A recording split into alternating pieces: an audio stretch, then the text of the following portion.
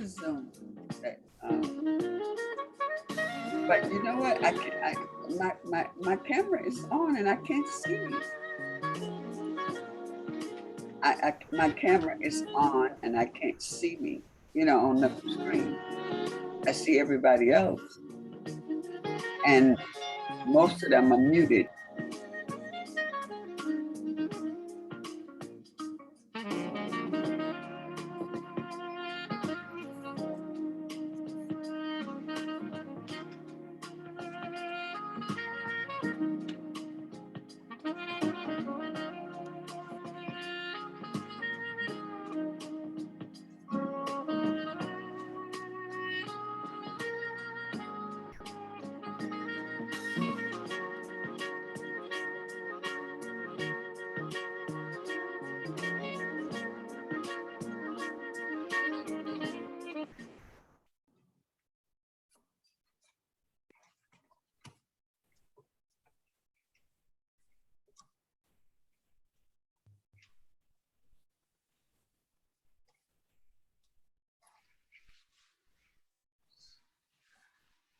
So good morning to everybody. Good morning. And welcome to the first in our Waste Not series. Waste Not. Can I share what? Click on share screen or something? To save the planet. So I would ask everybody to mute, except me.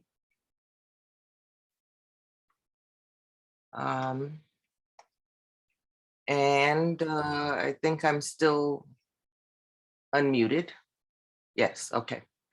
So this is a very important series, not a sexy series. When we were trying to come up with the title, we said, well, what's gonna make people watch this?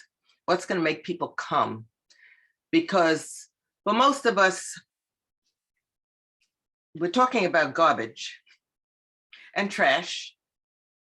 And for most of us, we just want our garbage and our trash to go away, out of our sight, out of mind.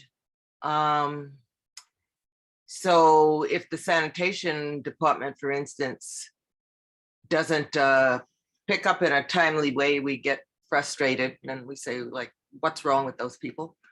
I put my garbage out on time, but here it's still sitting there. And then I'm sure no one in this room is guilty of it, but we see people throwing their trash in the street. We see evidence, certainly, of trash all over the street along our major corridors. Just the other day, I saw a gentleman, we were stopped at a corner and he held the paper from a straw. He held it in his hands and he held it out of the window. And he was, I guess, aware enough not to let it go while we were stopped and everybody could see that he was letting it go.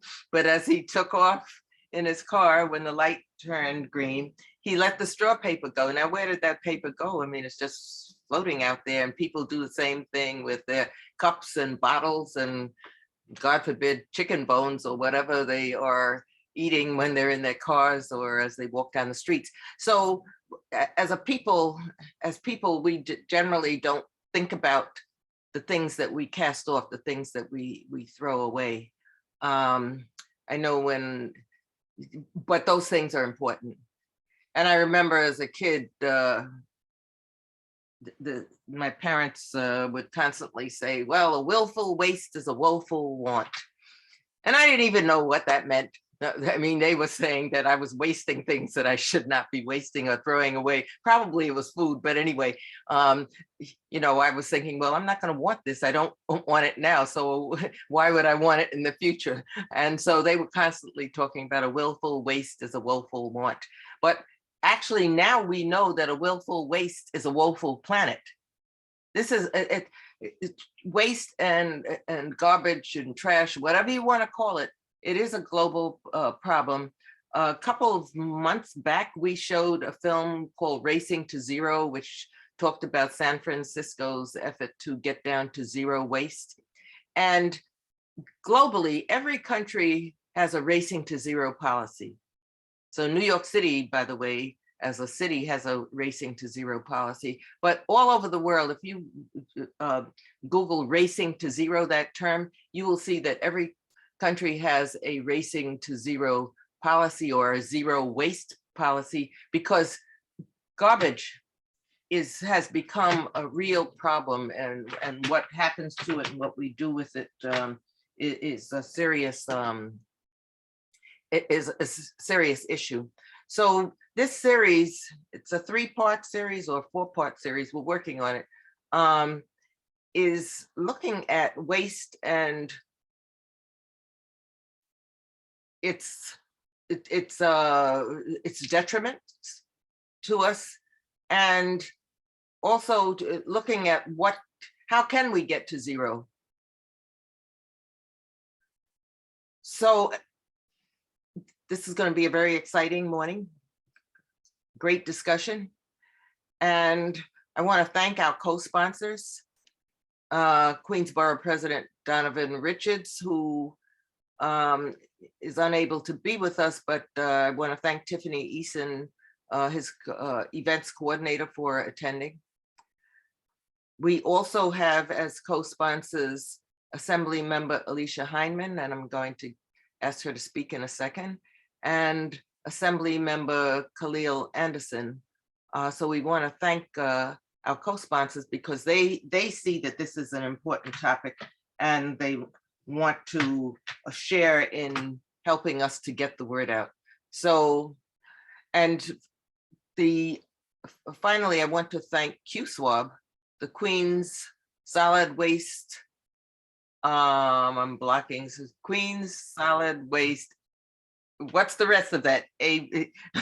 Advisory Board. Advisory Board, thank you. Yeah. Queens Solid Waste Advisory Board, QSWAB, for being very much a part of this effort. So without any further delay, I'm going to ask Assembly Member, I'm going to go in alphabetical order according to first name.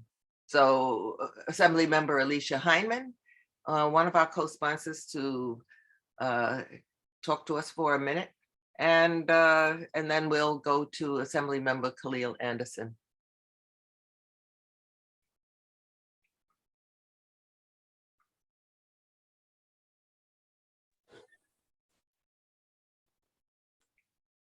Hello, everyone. It's Saturday morning, and I am in the hair salon, so you are not going to see me at my worst. I am not my best this morning, but I had to make sure I jumped onto this for the Eastern Queens Alliance Solid Waste Advisory Board to make sure that when it comes to waste and getting to zero waste, that our community is informed. I have to thank EQA for having the wherewithal to have this committee, because I think it's important that we realize that community input is more than just words, it is actions. And everything you said, Barbara, I'm aligned with. Seeing people throw waste on the streets is just unnerving to me. And I think our community, when we always hear when there's a problem, but you guys are working on the solutions and how we get to that. So to your panelists that will speak today, to my colleagues that are making this a possibility, I am the chair of the Solid Waste subcommittee for the State Assembly, and that is looking at ways of how we get to zero. And I want you all to think about, and the November ballot will be the Bond Act, a New York State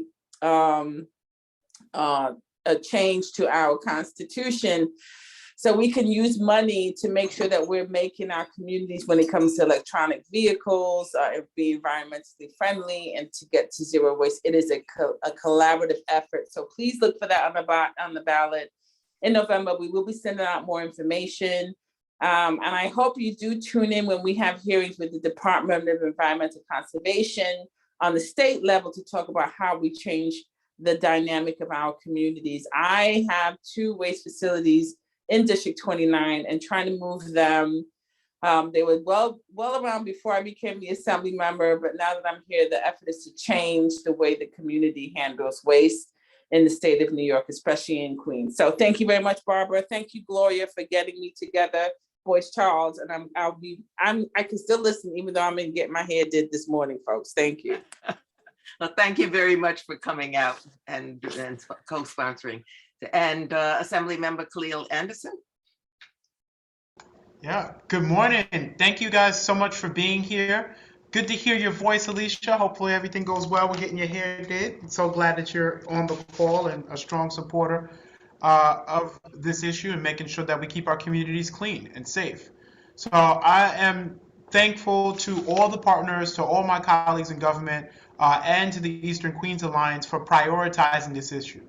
We're 2 months out from Earth Day, but we're starting this discussion now because Earth Day is every day.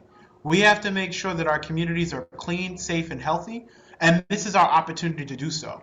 As I drive through the district, as I walk through the district, I do see instances of chronic dumping, whether it's electronics, whether it's along Snake Road that we see the materials from contractors. The issue is ever so prevalent, and we have seen it increased even during the COVID-19, exacerbated, even during the height of the COVID-19 pandemic. My office, as well as Assemblywoman Hyman's office, as well as I see the Councilwoman's office on the call, are committed to helping push strategies and push ways we can keep our communities clean and safe on the larger scale, whether it's legislative, whether it's through initiatives. But just like my colleague said, it is certainly a joint effort. It's certainly an effort that our community needs to jump in on to be a part of it. So I'm glad that Eastern Queens Alliance is leading the effort. It's good to see the Department of Sanitation on the call this morning. Thank you guys for being here because you guys are a part of that discussion and this discussion as well. And I look forward to communities that have zero waste. I look forward to making sure that we can return the organics program so that people can recycle food waste and food scraps. I have a weird support of that, and I'm really like nerdy when it comes to composting because all of the beautiful rich soil that you can create from compost is so important. So I hope that program's return so that we can have richer soil so we can plant green things in our communities and our neighborhoods. So thank you so much, Ms. Barbara Brown, and to all of the panelists who will be speaking today. This is the first of many within the series, and I hope to be able to join each one and encourage people to keep our neighborhoods clean and safe. Thanks, everyone. Thank you. And now we move to the next section of our program.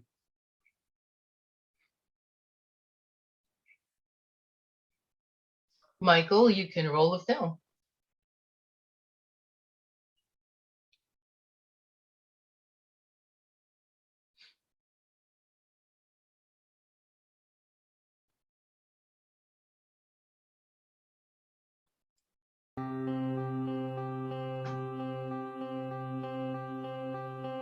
People probably know that scientists have been studying climate change for years and looking at how a changing climate affects global temperatures and sea level rise, and that's important. But I think that most people don't know that there's hundreds of studies now connecting the dots between climate change and human health, and that's a big concern. Climate change is fueling more frequent and more intense and longer lasting heat waves, and that heat is not just an inconvenience to people, it kills people. Some of the people who are most vulnerable to that extreme heat include children and older adults and households that are economically disadvantaged. And that's not just a few people, that amounts to many millions of people in the US. Another concern is air pollution. The warmer temperatures are, the higher the concentration of some really important air pollutants. Breathing ground level ozone smog can irritate your eyes and your throat and really damage your lungs and airways. There are other kinds of air pollutants that are also affected by climate change. Take the kind of pollens that can make allergy symptoms much, much worse, or even trigger an asthma attack. The longer our warm weather seasons, the more pollen is produced in the air. So it's like a double whammy for health: ozone, smog, and pollen. There's another way, a third way that climate change is affecting people's health, and that's insects and the illnesses that they can carry, like dengue fever, like West Nile virus, like Zika virus that are carried by mosquitoes, and Lyme disease that's carried by certain kinds of ticks. The thing is, people don't think often about how much those illnesses caused by climate change cost, and not just in human suffering and pain and illness, but in dollars and cents. It's big dollars.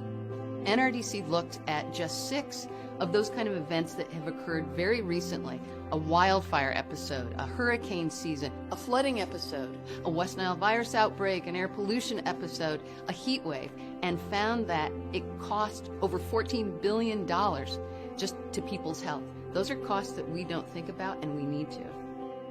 I guess my hope as a scientist who studies climate change and health is not that people will get super bummed out listening to all of these effects, but that they'll be energized and demand preparedness and demand cleaner energy and demand building healthier and more secure communities for their children's future.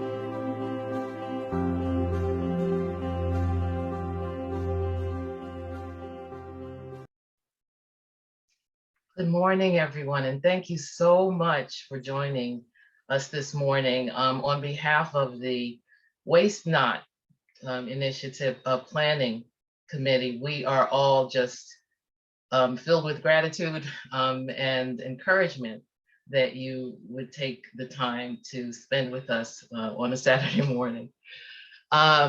This morning, we're going to spend some time rethinking some of the ways, some of the things that we discard and some of the ways that we discard them.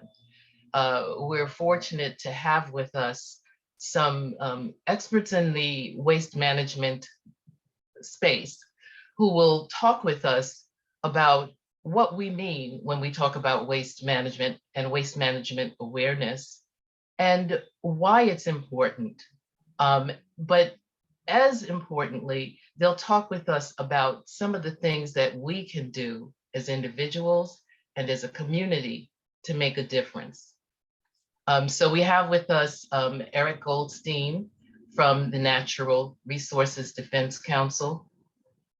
He's going to help to level set so that we can all be talking the same language and singing from the same hymnal, as it were. We have Bella Rabinovich, who is from the New York City Compost Project, hosted by Big Reuse, and she will discuss with us one of the most talked about ways of managing some of the waste in our individual homes, and that's composting. And we have with us Miss Joan Burns Daly from the New York City Department of Sanitation. And she's going to give us some practical tips, if you will, some practices, some best practices, I like to put it that way, for how we manage the solid waste in our homes and in our communities. And you'll have a chance after each presentation to ask a few questions and engage with our speakers. One of the things we want to do is we don't want to just talk at you, we want to engage you. So some members of the team came up with what we call our Waste Not IQ. Test your Waste Not IQ. So before each of the presentations, we'll just put a poll out of just, a few little questions, nothing intimidating, that will kind of be teasers for the information you're getting ready to hear. And hopefully, if you don't know an answer, which you probably do, given the fact that you're probably a pretty informed group of people coming to us today, then these are things you want to listen out for in the presentation. So one of the things too, before I go to the poll, the Waste Not IQ poll though, very importantly, we want to explain that this is part of what we think of as a movement almost, right? It's our way of bringing awareness to Southeast Queens and to the larger Queens community. That's the beauty of having the sponsorship of so many wonderful people, and the Queensborough president and QSWAB, who represent the larger Queens community. We want to really impress upon the community, the broader community, the issues at hand, and also provide best practices for how we can, as a community, make a difference in a positive way. So we're not just going to talk today about this. We're going to have a series of forums in this space. So what I'd like to do is share my screen and share with you the Waste Not program. We talked a little bit about the agenda already. Can you see my screen that talks to the agenda? Just shake your head, okay. And so we did that. I just want to share with you the series of programs that we hope to provide over the next few months. Today is our Let's Clean Up Our Community, Save Our Earth. But on March 26th, we're going to have a session on Addicted to Plastics. It's World Water Day on the 22nd of March, and we just want to acknowledge that time by talking more about how the overuse of plastics is impacting our oceans, our marine life, seabirds, and ultimately human beings and the climate. So we'll be talking about that on March 26th. That'll be virtual, just like this is. And on April 30th, our plan is to have a Waste Expo. And we want to bring in different vendors, if you will, in the waste management arena space to set up booths and provide to the community opportunities to learn more about how they can donate, how they can recycle. We hope to have demonstration, maybe opportunities for people to bring things in that need to be donated, smaller items. We're looking to have demonstrations on composting and recycling, some film presentations, family activities, so that, you know, people can engage more directly and see, you know, and practice some of the things we've been talking about over the past few, we would have been talking about over the past few months. So we would love it if you have some suggestions about that and some vendors you think we should be looking at, let us know. And then, and we hope to do this in the Idlewild Environmental Center space, because that's a huge area and it's, you know, it's brand new that we hope to be opening this spring. So Idlewild Park it's just adjacent to, it's on the outskirts of Idlewild Park. And finally, though really that's not final, it never is it? We are going to, in May, be focusing in on industrial waste and why it's an environmental justice issue.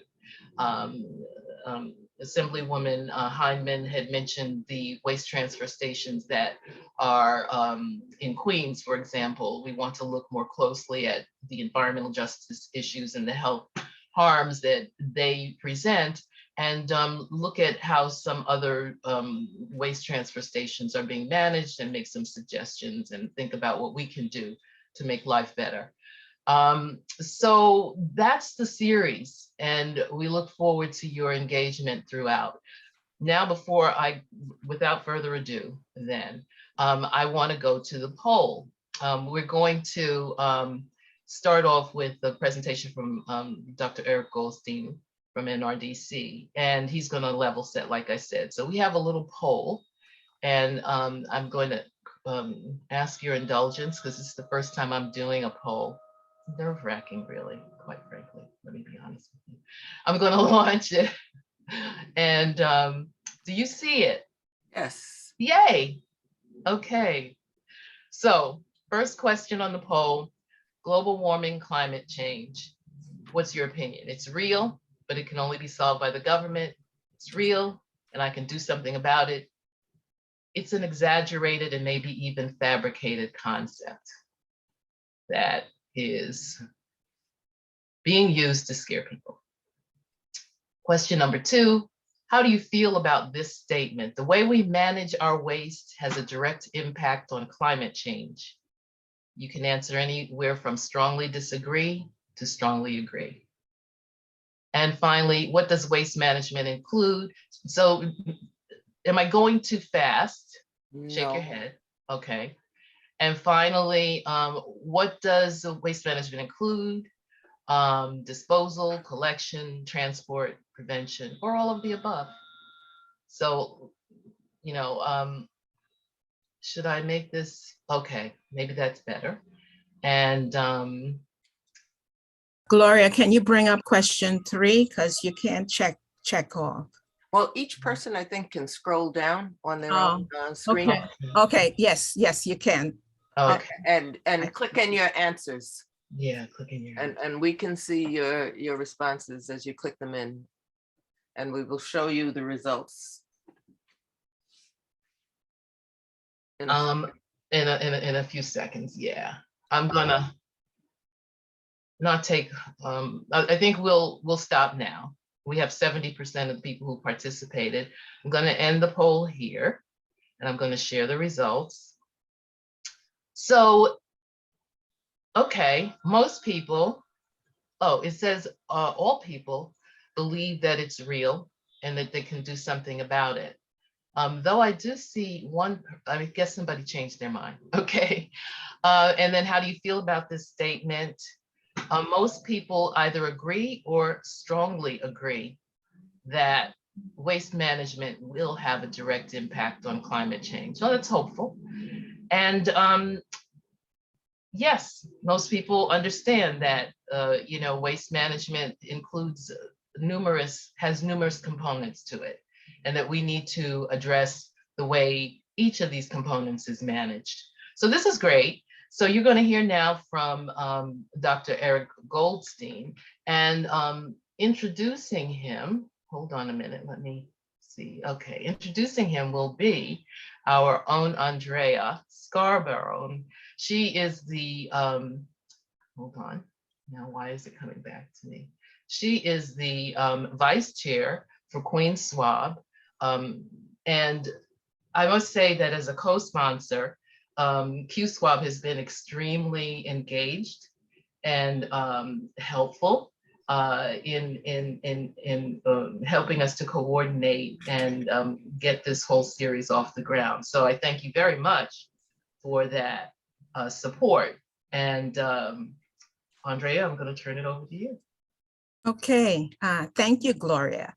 Good morning and welcome everyone. And thank you for joining today. I would like to introduce you to Eric Goldstein. He's an author, an attorney, and a director at the Natural Resources Defense Council here in New York City. Now, NRDC is a nonprofit national environmental group founded in 1970 in New York City at the birth of the modern environmental era. Right around the time of the first Earth Day, April 22nd, 1970.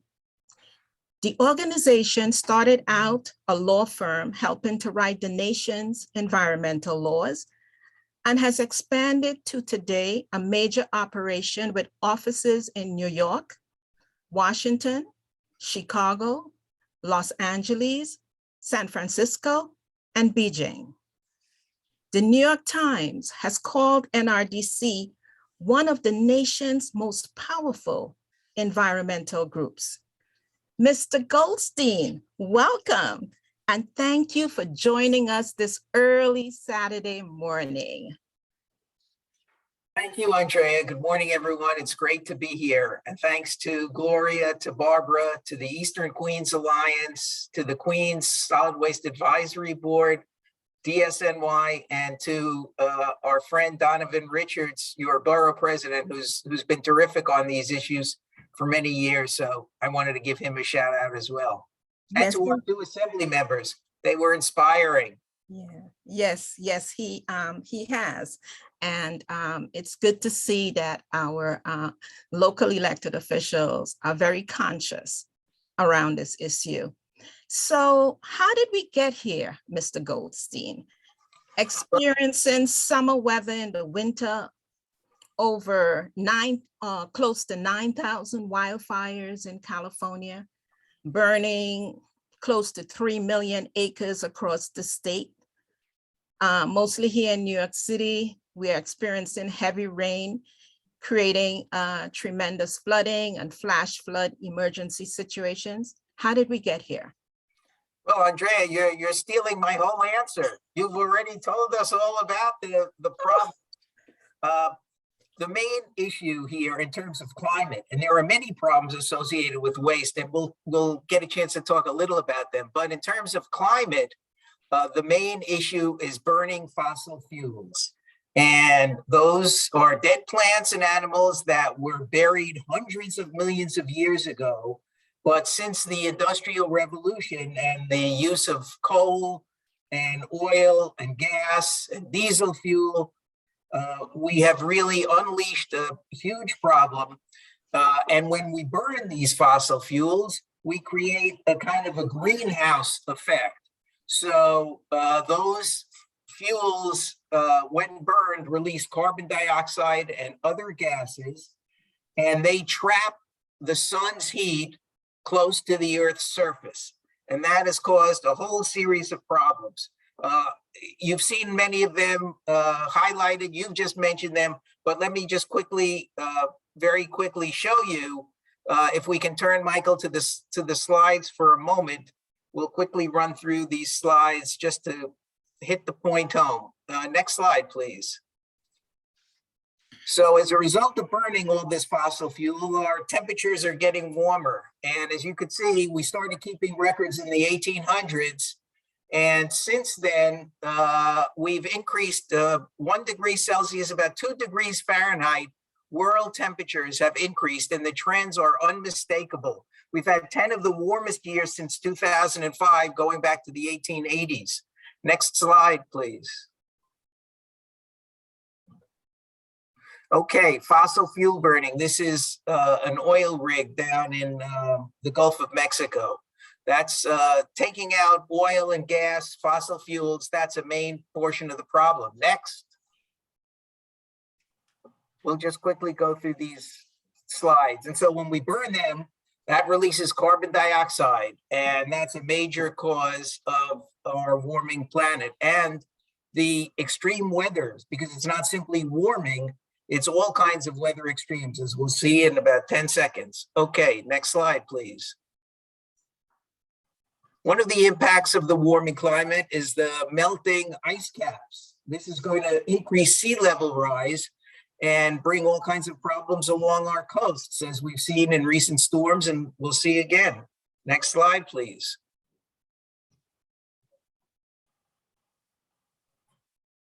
Another impact of climate change is changing in rainfall and droughts. Out west, this is Lake Mead. This is the largest reservoir in the United States. And usually this little plant and all of this land you see in the foreground is covered with water.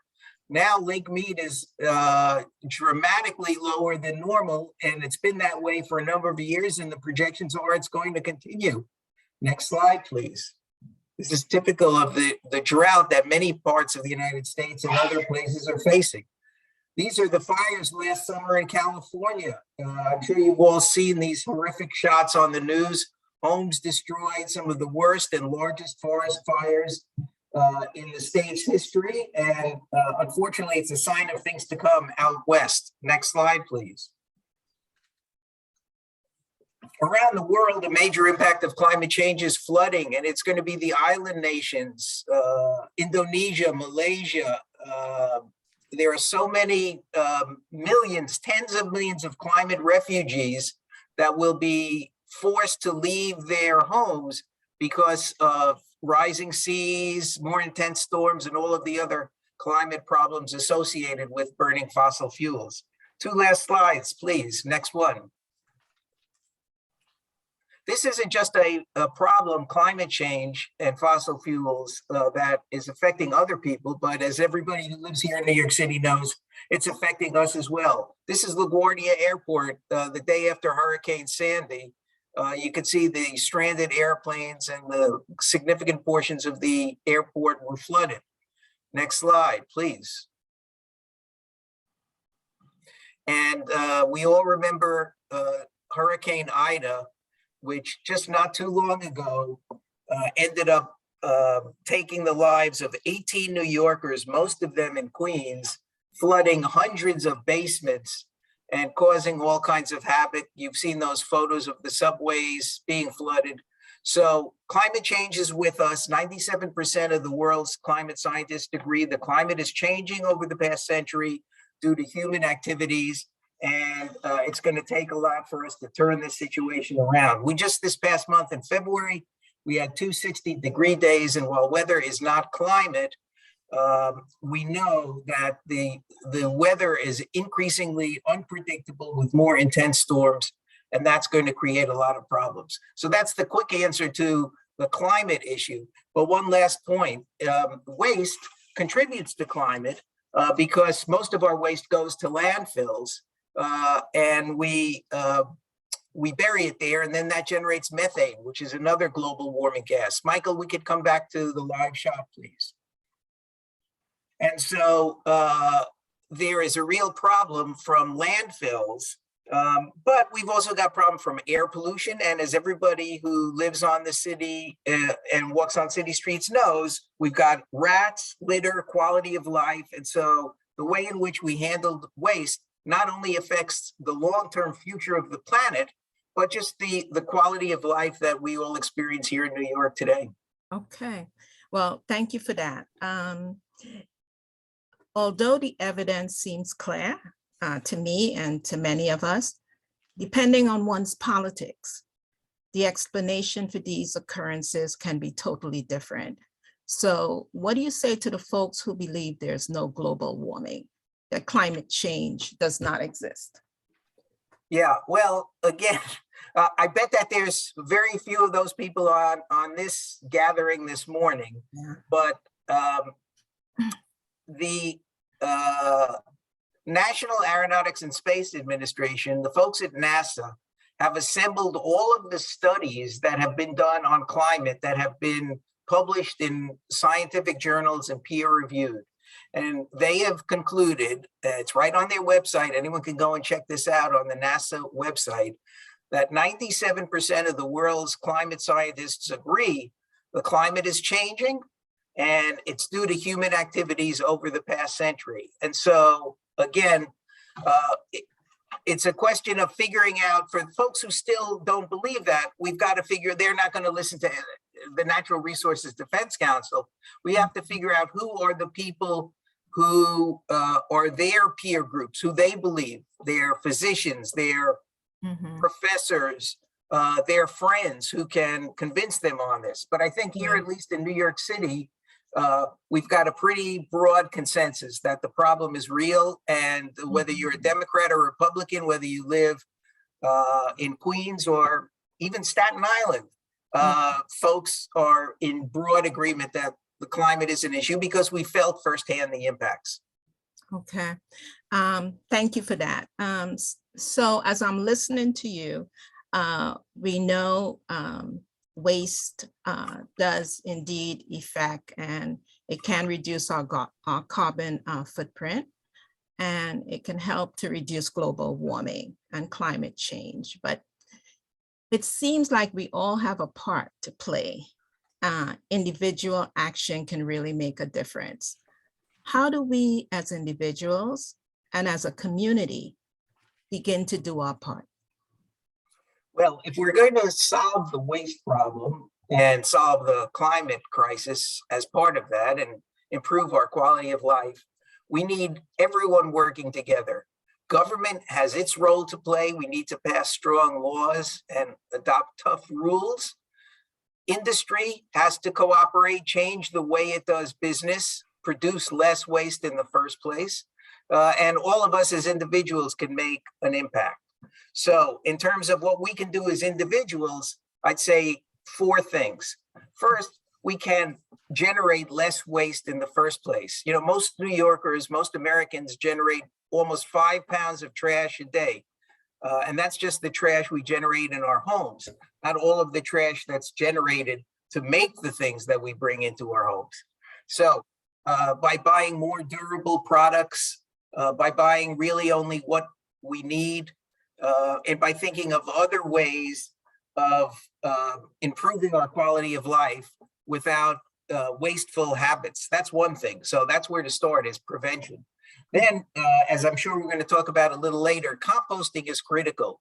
Food scraps and yard waste and food soil paper, that's the single largest part of our waste stream. And instead of sending that to landfills or incinerators, where they create a whole host of environmental problems, including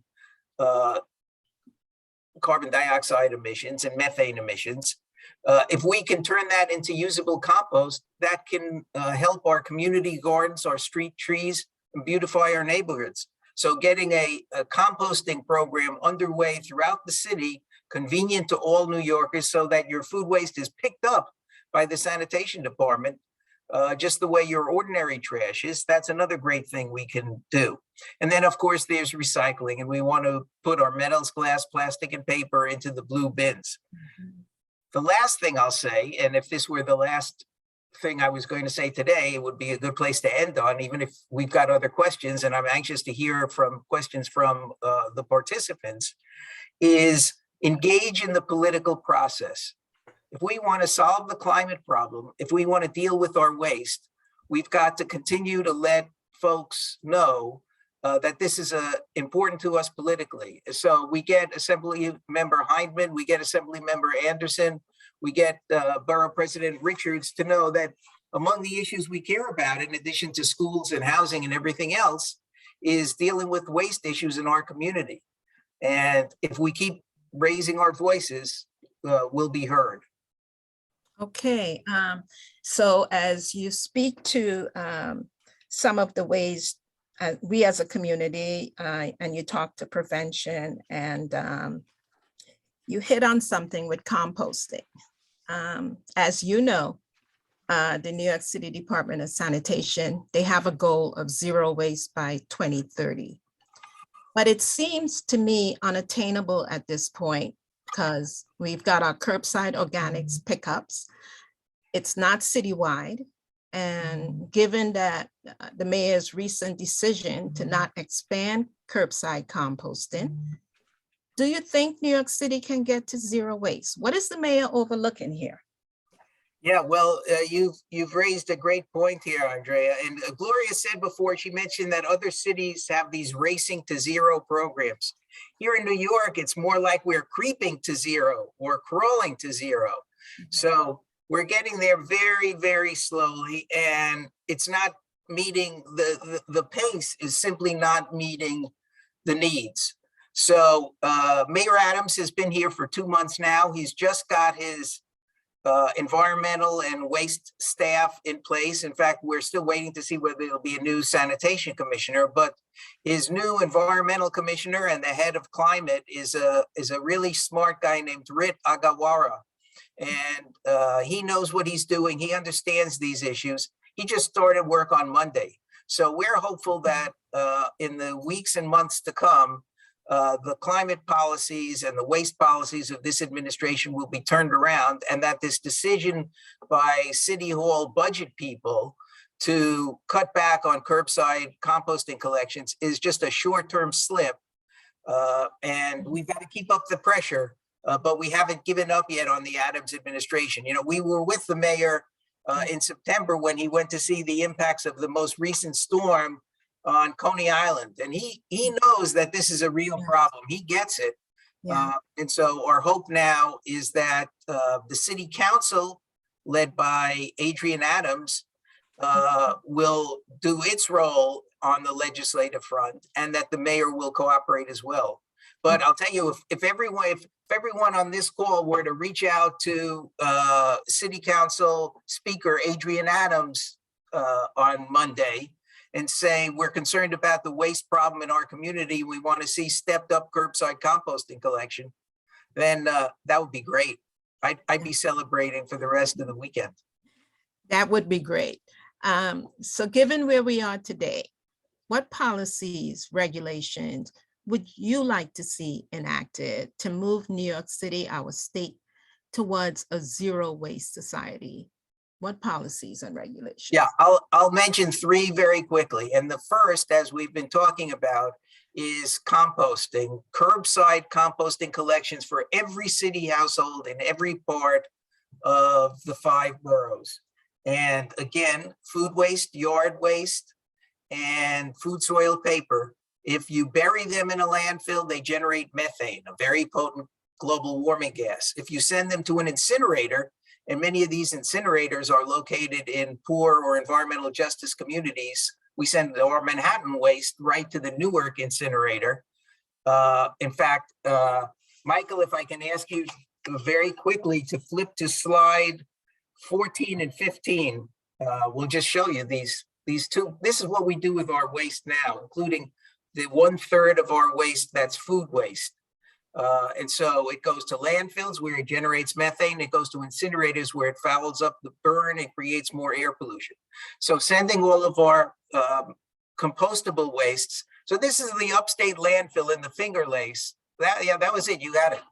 That was the upstate landfill in the Finger Lakes, where we send a large portion of our waste, and it generates methane when it's buried. Next slide, please.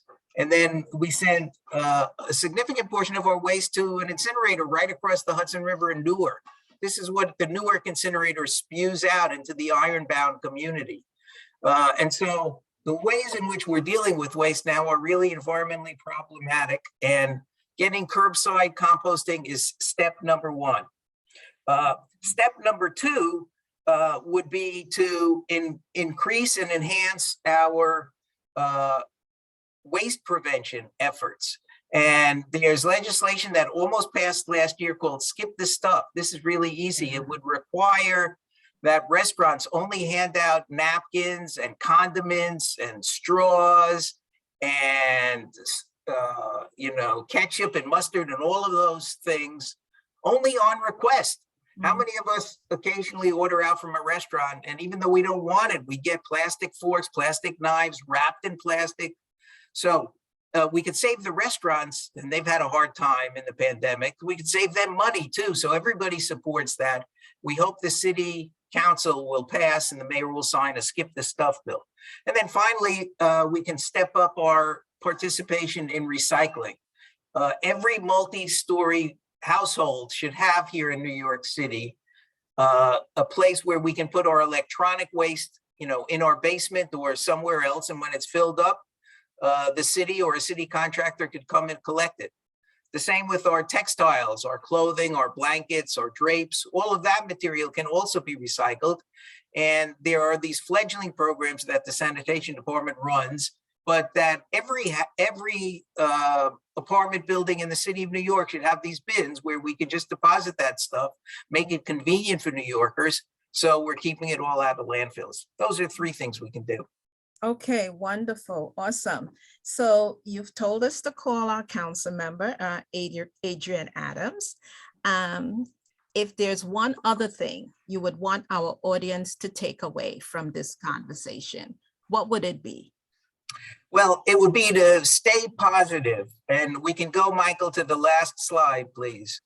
That's 18.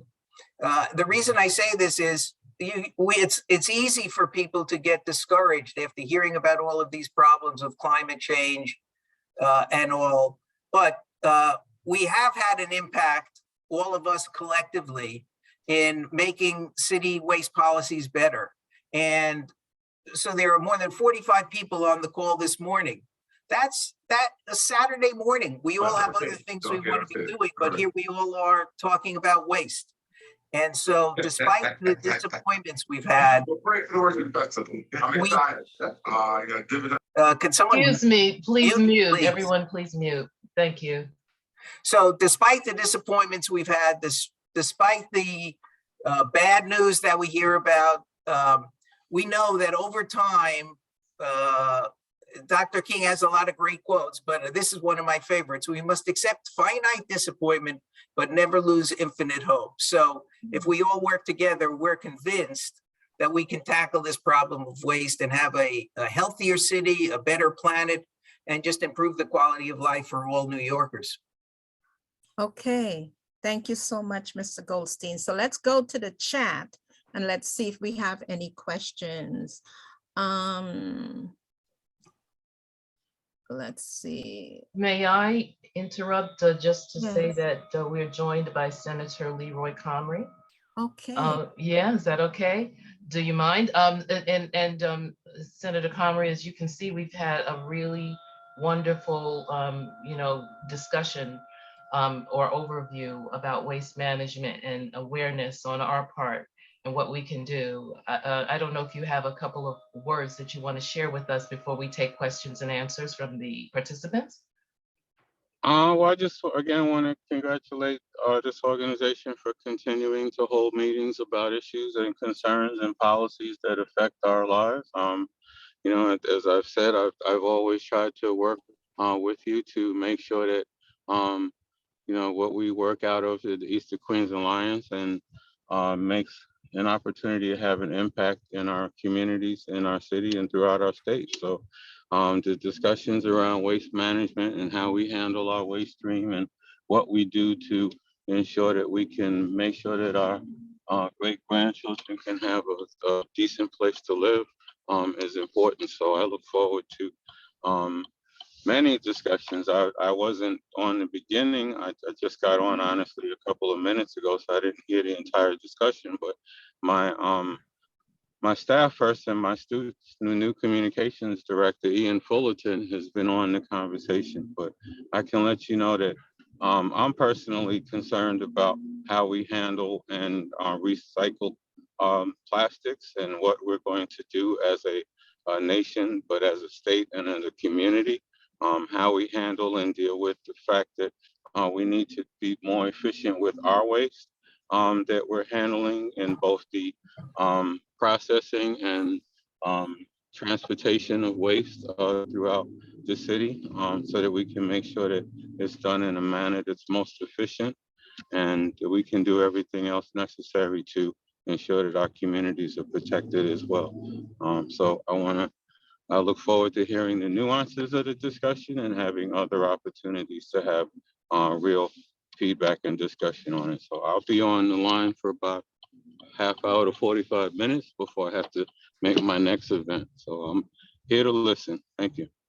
And I'll just say thanks to Senator Comrie, who's been a longtime friend of these environmental issues going back to his time in the city council when he was a real leader for us on recycling and waste prevention and controlling rats and all kinds of other quality of life issues. So thank you, Senator. Thank you, Senator. I see here, it's a comment really, community needs education on how to use brown bins. I agree, education is very important. Then I see here where, how are the drop-off locations selected? In my neighborhood, all the bins are near each other, leaving the rest of us with long walks to reach the bin. Yeah. And I would suggest if anyone has questions that they just raise their hands. Yeah, that's the drop-off bin locations has been a concern of us since the beginning of the pandemic, when there was a cutback in the curbside program. And a number of the environmental groups, including the Queens Swab, are working very hard to ensure that every neighborhood gets their fair share of drop-off bins. They shouldn't just be in the rich neighborhoods or in the neighborhoods that have historically been most interested in composting, but everybody, I think now, understands the importance of handling our waste sustainably. Again, one of the great things about composting, putting our food waste out for compost collection, is that it gets them out of those black plastic bags. The black bags are one of the main reasons why we have so many rats overrunning our neighborhoods. So even if you weren't worried about the climate, even if you weren't worried about air pollution, dealing with the rat problem is a great reason to participate in community drop-off composting collections. And we're working very hard with the sanitation department and the city council to get the council and the mayor to restore in this coming year's budget funds so that every single neighborhood throughout the city has a convenient drop-off location. And if whoever asked that question were to reach out to Speaker Adrienne Adams to let her know of your concern on that, believe me, you'll have an impact. I also believe that the City Council Chair will be hosting a rally as well as a hearing. The hearing is on March the 4th, and the rally will be at Borough Hall. Or we can always send out information on that, send it through to EQA or QSWAB, and we can get the information out. Any other questions? There's a question here. It says you mentioned agents like fossil fuel, but what about common household cleaning items, unused medication? Okay. Yes, good point. Good question. There should be, well, for household toxins, toxic materials, there is probably, and our friend from the sanitation department can answer this, there's probably like an annual or a semi-annual drop-off day where you could bring toxics to a local park, but it's really pretty inconvenient because the program is just not frequent enough and not convenient enough. So if we were all flushing unused medicine down the toilets, that would create a variety of different problems, and that's not the thing to do. If we throw it in a landfill, that may be a little better, but we really ought to be able to go back to our local drugstore and at every drugstore drop off unused medicine. And there's been some pilot projects on that, but again, more needs to be done. So you've hit on another problem. One of the issues about waste is there are many aspects to this, and that is certainly one of them. Okay, I do see one or two other questions in the chat, which I believe will be covered by our speaker from Department of Sanitation. So just hold tight on that one. Mr. Goldstein, just want to say thank you so much for spending time with us today to discuss such an important issue. We thank you for your advocacy and for all you do to protect the environment and to protect our planet Earth. Thank you so much for coming this morning. Thank you, Andrea, and thanks to all of your participants. We're all part of the solution. Yes, okay. Back to you, Gloria. Okay, thank you so much, Andrea and Dr. Eric Goldstein. Thank you. Okay, at this point, what we're going to do is another one of our polls, because we're moving into the next section of our program where we're going to address more specifically composting. But you know what? Dr. Goldstein touched on so many of the points that, or at least began to touch on some of the points that you're going to learn more about in the composting section. So this is almost like a little quiz for you. It's not really a test your IQ like that. It's really a little quiz, you know. So in any case, let's do a quick poll and see what your Waste Not IQ is about composting. I'm going to launch the poll. And the first question is, household organics, such as food scraps and yard waste, generate roughly how many tons of compostable waste in New York every day? 4 tons, 400 tons, 4,000 tons? What do you think? So you can submit your answer there. The second question is, most of the city's discarded organic waste goes to landfills or incinerators where it rots and creates global warming methane gas. Is that true or is that false? It's a true false. And then the third question, which statement below is true? Composting organic waste creates a fertile soil supplement. Composting organic waste can reduce the need for chemical fertilizers. Compost can be used on indoor and outdoor plants, or is it all of the above? So take a minute to answer the questions and see how we do.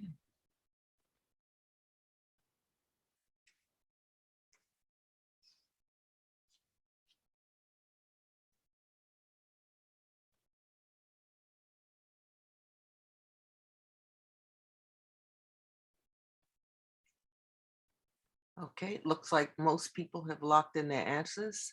In the So let's poll. see the results. Yes, we're going to share the results.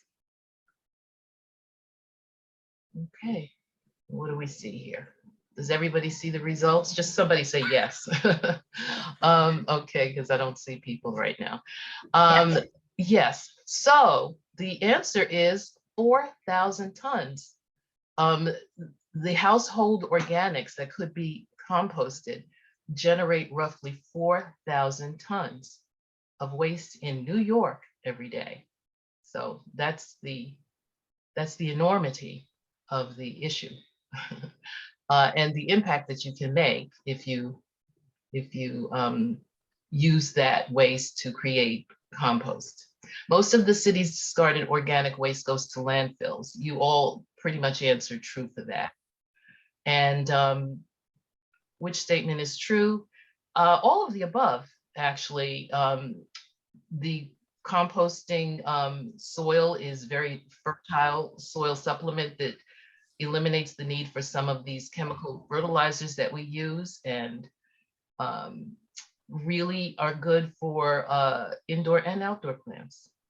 So I'll stop sharing now and come out of that.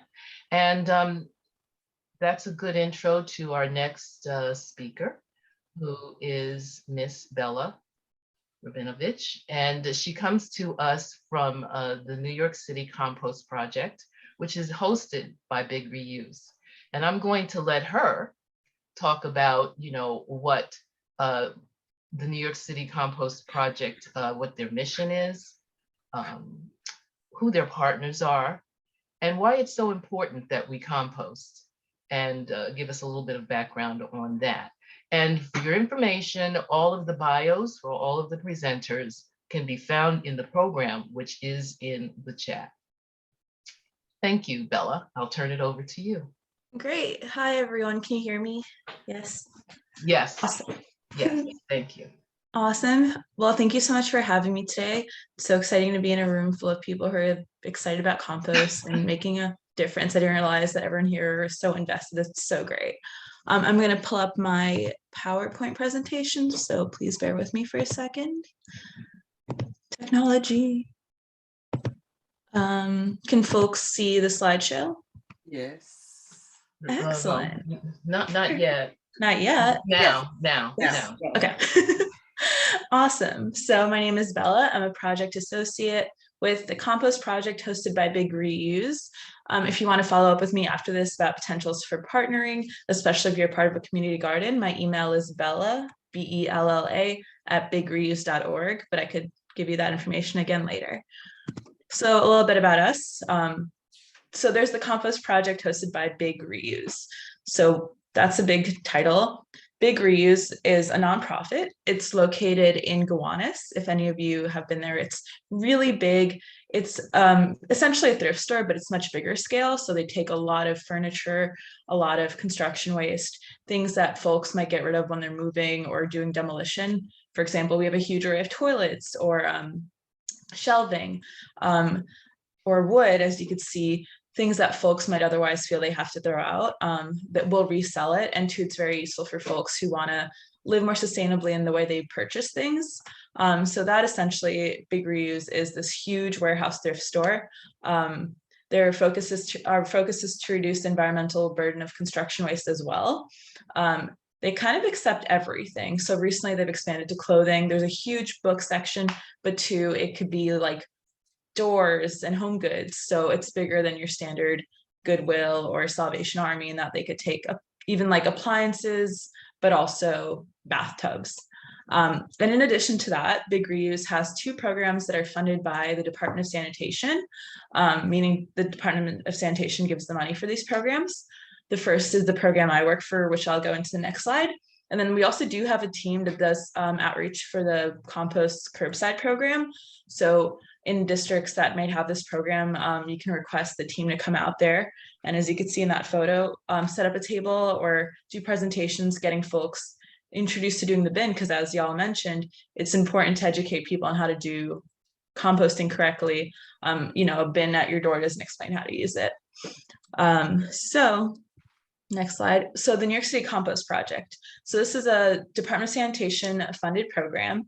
There's 7 chapters of it.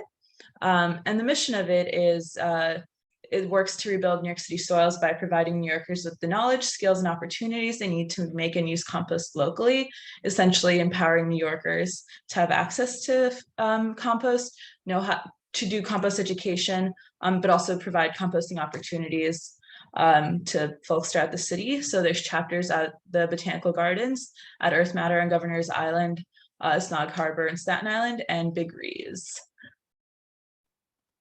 So firstly, I'm realizing most of you know the answer to this, but I think it makes sense to define what is compost.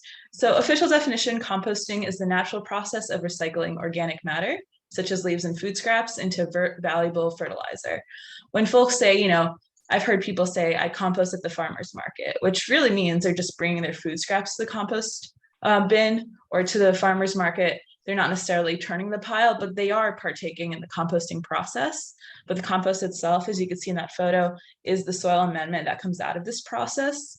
And as mentioned, it's a natural fertilizer. So in order to make it, you need a carbon source, which would be something dry and woody or leafy, some sort of like carbon heavy product. So a lot of that for folks could be yard waste. We have a huge, in the fall, we collect a lot of leaves. We also use sawdust. Parks brings us a lot of wood chips. So that's our carbon source. And we collect nitrogenous material, which is like that wet, still kind of alive material. That's the food scraps we collect from the community. So, but you could do this small scale or in your own house, which I'll get into. So a little bit about our history, or the history of the Compost Project, hosted by Big Reuse. It was started in 2012. So there's the Master Composter Program, which is hosted by, it's put on by the Compost Project, hosted by Botanical Gardens. And I took it in Queens myself, in the Queens Botanical Garden. They go really heavy into compost education and doing your own composting. And some folks were so excited by this for their project, excuse me. They started collecting food scraps from folks in libraries in Western Queens and processing it in community gardens. Eventually they got some space through an agreement with parks. And it eventually expanded too. They partnered with Big Reuse, and the program began being funded by the Department of Sanitation, and it's expanded ever since. So what's a food scrap drop-off? This is the way we largely collect our food scraps at the Compost Project hosted by Big Reuse. We have a few sites where we will come out with our staff and talk to folks and get them to engage and drop off their food scraps. But largely we work with partner organizations. I saw someone in the chat is our partner. So most of them are community gardens. We do have farmers markets, libraries, subway stations, parks, volunteers who are willing to put out bins, or what we call toters. They're called toters, big green containers you might have seen at a farmer's market. They'll put them out for open hours once a week or twice a week, depending on the organization. Some of them are 24 hours, 24/7. And as folks drop them off, they'll put them in the back. And our team, what we do is we'll drive around, collect those, and then process them locally in the city. So our team works with more than 70 food scrap drop-offs. They're in the Bronx, Queens, and Brooklyn. There are drop-offs in Manhattan. Those are just not the ones we work with. Our goal is to have all community boards covered with at least one food scrap drop-off. As mentioned, we really are working on expanding to neighborhoods that haven't had composting access, because the area we're very close to Astoria. We're in Queensbridge, and Astoria historically has had composting for so long. There's a lot of support for it, and we want to expand that out and provide compost access to all New Yorkers. Our work is funded by the Department of Sanitation, but with some additional funding from a USDA grant.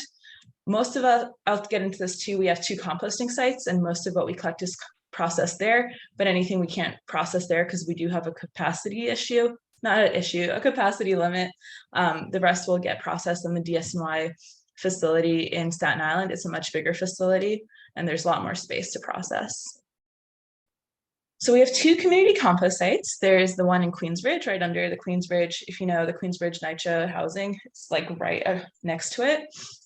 We were pretty lucky with that site. We had an agreement with Parks. We got to build it out kind of perfectly to become a compost site.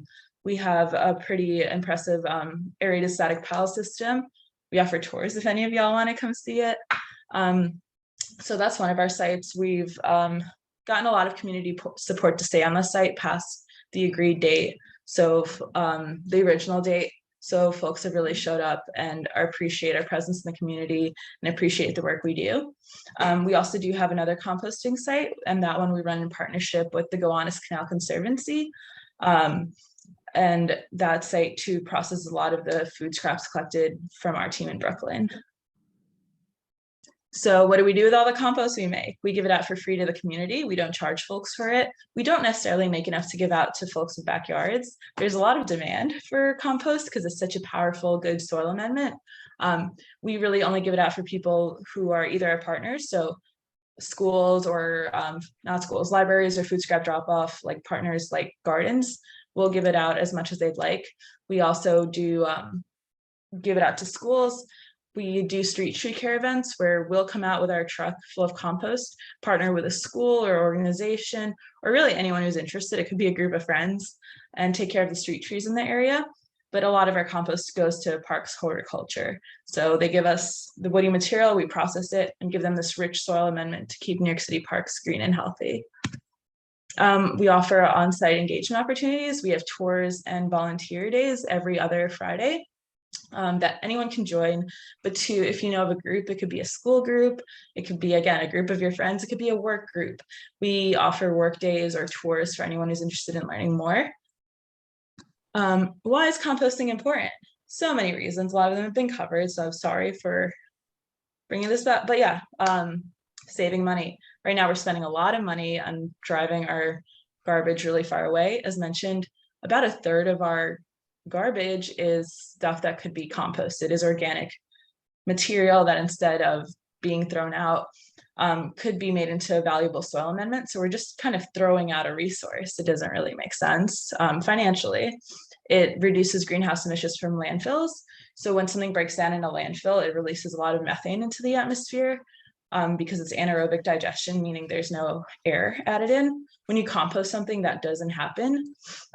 So it's a lot cleaner for the environment. As mentioned, it's great for rat mitigation. A rat, a raccoon, a possum, a skunk, everything, they can bite through those black plastic bags really easily, and they can smell them. So if you're composting correctly, as in keeping all your food scraps kind of away from potential pests, they won't be able to get to them. Like for us, we use toters that they're a little bit off the ground, so they're out of the smell range of rats, but two, they're really thick plastic. A rat wouldn't be able to bite through it, a raccoon could knock it over. It reduces the need for chemical fertilizers in that it's natural soil amendment. It also is really thick and holds a lot of water, so it's actually used to help with erosion and help with droughts. And two, it creates green jobs, which is important in our city and also everywhere. What services we offer? So we have food scrap drop-offs. If you know of a potential site that might want to partner with us to set one up, let me know. We do outreach events at, excuse me, we set up outreach tables at events all over the city, especially in areas where we work in. So we've done like in an area where there's a food scrap drop off that might not have a lot of participation, we'll join events around there, let folks know about it, get them excited. We do workshops too for schools, anyone who's interested in learning more about composting. We offer tours of our compost sites. Right now, only our Queensbridge site, and two volunteering opportunities, both on our site and doing street tree care events in the neighborhoods where we collect compost. So a little overview, and I'm sure we'll get into this a little more later, but so the opportunities to compost in New York City, what does it mean when I say I compost? No one really, you have to be more specific about that. So there's this level of community level composting through food scrap drop-offs. That's the work we do at Big Reuse. Some neighborhoods do have curbside compost collection. Those are the districts that have it. If we're all Queens residents, none of us right now or have access to it. There's two smart bin pilot programs. So there's one in Astoria and one in the financial district. Those, as you can see in the photo in the bottom right, you get access to them, and then you could just drop off your food scraps the same on the street in the secure bin. But two, we want to stress the importance of backyard composting. That's kind of the most sustainable way you could do it. It's much smaller scale, obviously, than our big operation. But if you're able to, if you have the space and capacity to do it, having a backyard composting bin or an indoor worm bin and kind of working through it yourself is both educational and a great way to deal with and like manage the waste you're creating. Composting tips. So a good, I think when folks, I mean, I know when I started composting, it felt kind of overwhelming at first. A good place, just starting small when you're snacking or cooking, taking everything like the peelings, anything you don't finish, putting it on the side, starting small. You don't have to start by composting all your food scraps, but it becomes easier the more you do it. Making sure you're storing it right. I store mine in the freezer. I know not everyone has freezer space to do that, but any sort of like lid can keep the smell and the pests out. You just want to make sure it's managed correctly, and that all of that isn't accessible to pests, and that way the smells can't get out. What I personally do is I keep mine in a paper bag in the freezer. Paper bags are compostable. They sop up a lot of that moisture. They're pretty great, and you just go drop it off in the food scrap bin, and then you rip it up. A thing we do want to stress too is the importance of food waste versus food scraps. We don't want to encourage anyone to necessarily throw out food that's still edible or to wait until your bread goes bad. If you think you're not going to get to that bread, you want to give it to someone else. There's certain foods, you know, there's not much you could do with banana peels. A lot of food there, you know, like there's only so much you can do, but we want to encourage people to try and reduce their waste first. And a composting tip I love is getting your kids involved. I've talked to so many adults who have like a kid with them, and the kid's like, I learned about this in school, I love this, and they get so excited. And it's a great project for them, a way to feel responsible, and a good way to get them to start thinking about their environmental impact. So if you're dropping off with us at your local food scrap drop-off, this is what we accept and do not accept. Largely anything that grows in a garden. We could take if you have a paper plate, if you're having a meal on a paper plate, we could take that paper plate. Unless it's very, very oily, then we can't take it. We could take houseplants in potting soil unless they're too diseased. We do take BPI certified compostable plastics, but make sure if you're giving us a plastic, it says compostable with that image on it. Sometimes it says compostable and it's not, or it's just a green bag and folks get confused. We don't take meat, cheese, or bones, but at the city level, at the curbside composting level, they do take meat, cheese, and bones, same with the smart bins. So it's good to just double check what sites accept what. And also, if you're doing it in your own backyard, you really, you don't want to be including any sort of BPI certified compostable plastics, because as a smaller pile, it gets less hot and therefore less will break down in it. So last slide, food scrap drop-offs near you. We're expanding as much as we can. We're looking to expand very much in Eastern Queens because, as mentioned, there hasn't been as much access to composting in these neighborhoods. But there is a map in the Department of Sanitation website that has all 200 plus food scrap drop-offs. If you click on any of the green dots, it'll give you the times, what those groups can accept. And if you know of a potential partner site to collect food scrap drop-offs, let us know. I encourage everyone to look, if they're able to volunteer at their local one. And yeah, too, we do partner, like we've gotten participation up at different food scrap drop-offs by hosting street tree cares or doing a compost giveaway. So there's a lot of potential to partner with us. I believe that's the end of my presentation, so I'm going to stop sharing my screen. Thank you all so much. How do I stop sharing? Okay. Got it. Thank you so much, Bella. That was really very interesting and very helpful. But what it says to me is that composting is something that really takes a lot of explaining and some practice and support. Mm-hmm. And when I think about the things that you were sharing today, some of them, like the street tree, the tree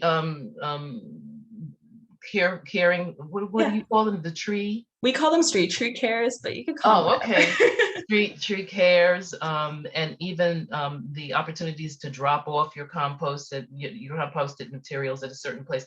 Those things that you support are good things for civics to engage in and work with you on for their own particular civic, constituents, nice ways to get people engaged in this whole effort as well. And at the EQA level, maybe something we could do as well. And certainly when we have our Waste Expo, we would want you to come out. I think demos on how you compost and giving people a chance to practice and ask, real life questions will be very, very helpful. And it's something that I think a lot of people have an interest in.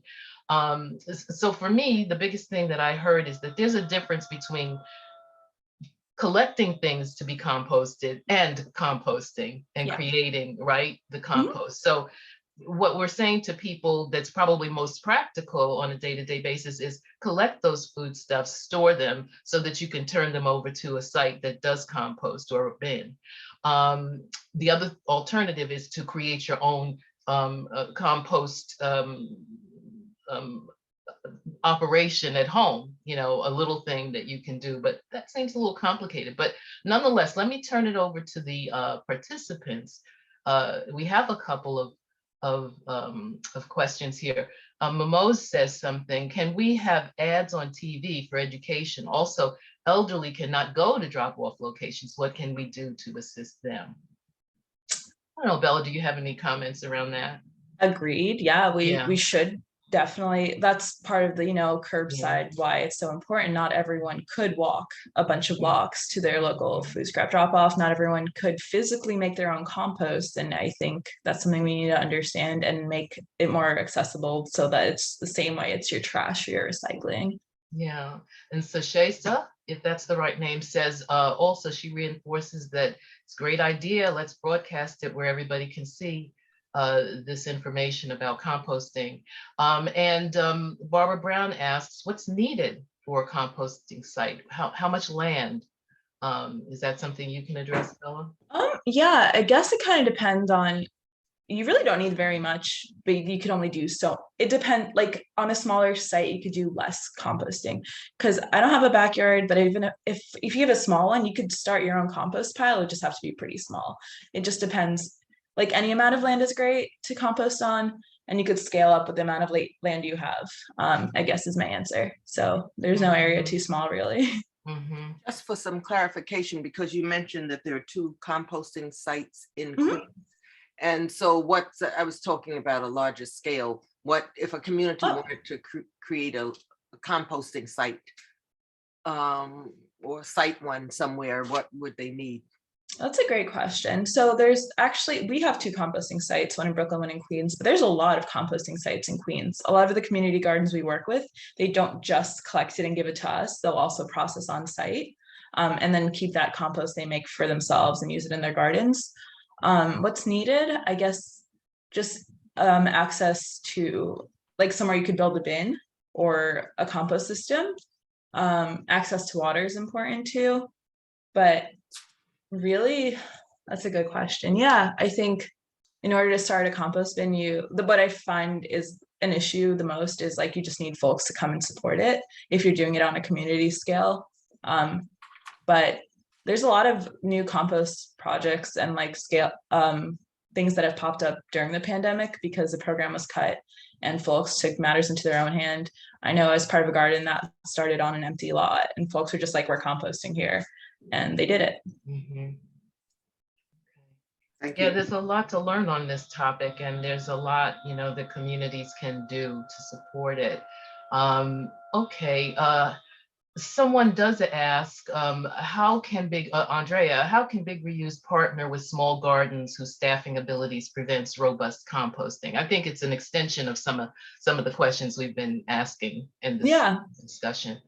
Yeah, and we see that a lot. I mean, right now we do have a little capacity for staff food scrap drop-offs where our staff could come and staff those drop-offs, but we could come and like help with compost education or even doing volunteer events to try and get more folks interested in it. Because the street tree care, there's like, especially if you get kids involved, like everyone's really excited. There's a lot of commotion. Everyone's, when you're doing it, folks will walk down the street and be like, wow, thank you for this. And you could really engage people a little bit more. So just being really visible. We can like co-host an event or like come to an event or just be visibly there and composting.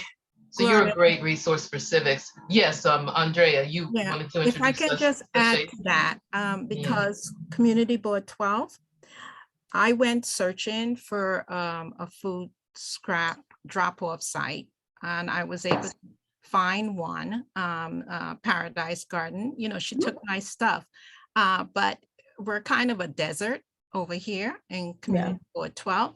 And then in talking with her, I believe she's on the call, Paradise Garden, you know, uncovered it's a struggle to get volunteers.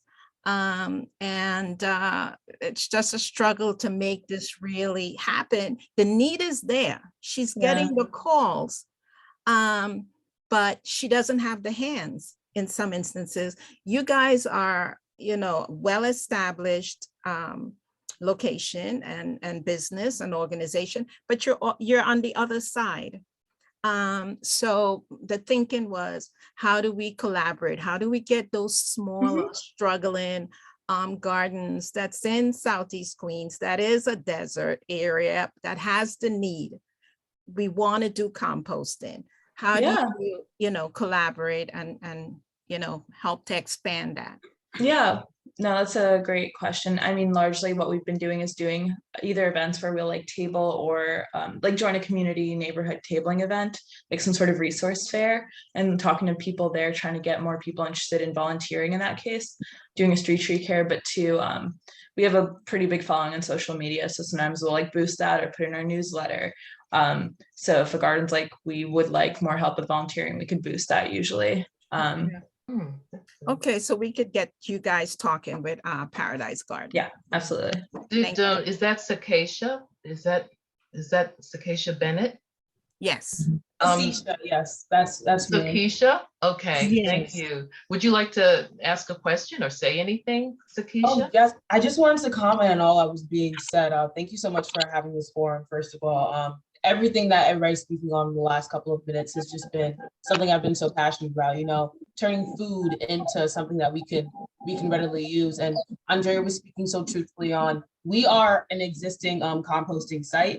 We were one of very few, as Max put in the chat earlier. And we have been readily active throughout the summertime, but as the winter, you know, dwindles on volunteership, we haven't really been able to process the food scraps that we have been able to get in. But it really comes down to community support, as we all harped on, whether or not we can get these people to readily be outside, because I'll be outside if it's cold, dark, snowy, or whatever, but I can't do it all by myself, you know? So we are looking for more volunteers. And somebody did harp on a great point earlier as well. It also does come down to education. So whether or not people are being aware that composting is an option for them. Like, you don't necessarily need a big yard, you just need the will and the outlet to do so. So I know a lot of you were saying that a lot of your locations for composting were kind of inconvenient, but if you are very much intertwined in the whole garden community, the environmental conservation community, then joining a community garden will be in the right step, and then you can compost from there on out. So I'm actually a new member from the summer. Sony recruited me as my garden mom. Shout out to my garden mommy over there.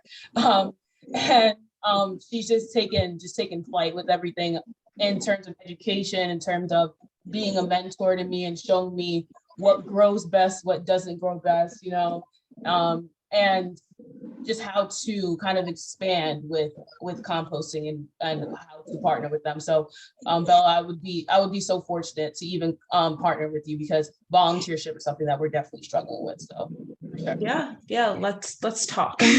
Yes. Great. Hello, Bella. Thank you so much. And I'm looking forward to somehow meeting up with you. We're looking to have an event on March 26th. So that will be our open house day for, like our opening day for the spring. And a partnership, I think, would really help Southeast Queens, because we are willing, we want to help the environment. We're pro-environment.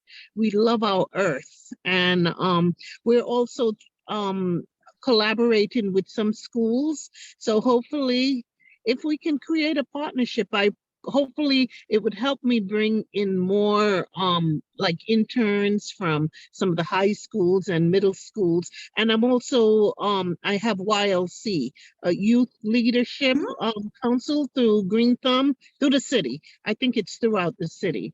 So we will also be a host site for the volunteers. So I'm so happy I ended up on this conversation. Thank you, Eastern Queens Alliance, and thank you, Andrea, for inviting us. Thank you. I'm just sorry. I'm just gonna put my email in here. If both of you could just like shoot me a quick email, we could schedule calls and get things set up. That is me, because I would love to partner with y'all. Thank you. Wonderful. And you've included your this is so location. wonderful. Thank you. This is like you guys are angels. Thank you. Thank you, everybody on this meeting. And Sonia, Sonia, if you could put your I'm gonna cry. Sonia, hello, Sonia. Can you put your contact information in the chat, because we'd love to reach out to you? Yes, yes. And you're I from will. Paradise Community Garden, right? Yes, Sashi and all of us. Thank you. Thank you. And you'll be of particular interest to Crystal, who's asked, are there local places that we can drop off our materials for compost? Yes, So yes. Crystal, be And sure Crystal, to reach you out. can come and volunteer with us. Yeah, and you Crystal. can also come and garden with us. It's a friendly, welcoming environment. All smiles and hugs, okay? Yeah. And one last question before we move on to the next section. A couple of questions here around how do you, are there bags that are rat repellent? I don't know. When you throw away your garbage, how do we, living in these apartment buildings in particular, how do we mitigate against the rats that come about through the garbage? So for composting, there really isn't a bag that will do that. But the thing with composting, you should be putting in a plastic container, which should be more rat repellent than any bag will ever be. I know there's those bags, the mint bags, the trash bags. I don't know how much they work that well. But yeah, for composting, it wouldn't be, you could use the compostable green bags, but even if you're using that, you kind of want to put it in a plastic container, because that bag is not gonna dissuade a bug or a rat from getting in there. So if you're using those, you want to maybe keep it in your freezer or your fridge or somewhere less accessible. I even had a coworker, I think it's just so brilliant. She used to use these, the kitty litter boxes, those like plastic ones, she'd repurpose those. And it was just such a good reuse of that, because it's a really like airtight container. She has thought carefully about a different way to think about garbage, right? Yeah. Okay. All right. Yeah, there's lots of questions about like repelling raccoons from the outdoor composting. And I think your answer is you gotta keep these things well covered and off the ground. Yeah, and there's different compost systems you could use. This is like too much to get into right now, but there are ways that you can do that are enclosed. So take heart that when we have our Waste Expo, we definitely will invite the New York City Compost to come out and do some more hands-on and answer your questions personally. So thank you so much for your engagement in this section. You know, people are very excited about composting and really want to get started with it, as you can see. Yeah. Amazing. Thank you. Thank you so much for having me. Y'all are amazing. All right. And so we're going to move into the last section of our program. And that is, we're going to be talking with Miss Joan Burns-Daly from the Department of Sanitation. That discussion will be facilitated by Mortimer Lawrence, also lovingly known as Mac Lawrence. And Mac works as a community liaison for our city council member, Sylvina Brooks Powers. So Mac, you're gonna start off with our Waste Not IQ poll for this particular section, but what I'll do is I'll bring up the poll. You know, do you want me to read the questions, or you wanna read them? How you wanna do this? I can read them, it's fine. Okay, and then I'll close it and share it. So I'll operate it, okay? Thank you. Here we go. Here we go. All righty.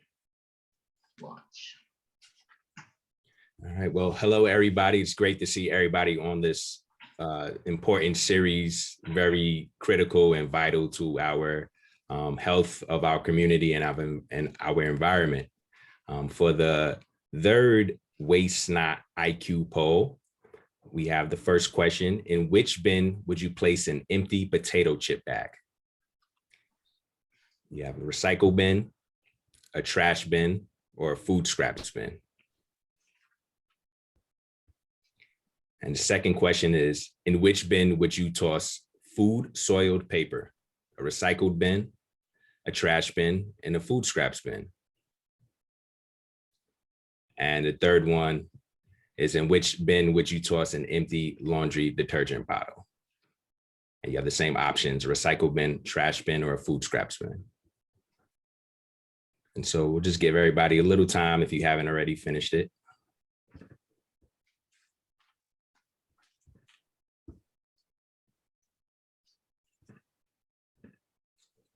Okay.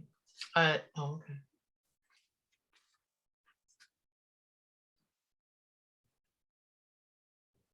right. And then whenever we have a good amount of percentage, we will. 61%. Oh, going up to 64 now. Okay, we're going to end the poll here and share the results. Okay, Mac, you see them? Yes, I do. All right. So for our first question, as far as which bin would you place an empty potato chip bag, the correct answer would be trash bin. For the second answer about the food soiled paper, it would be in your food scraps bin. And in the third question, the answer would be, where do you place your empty laundry detergent bottle? 96% will be your recycle bin.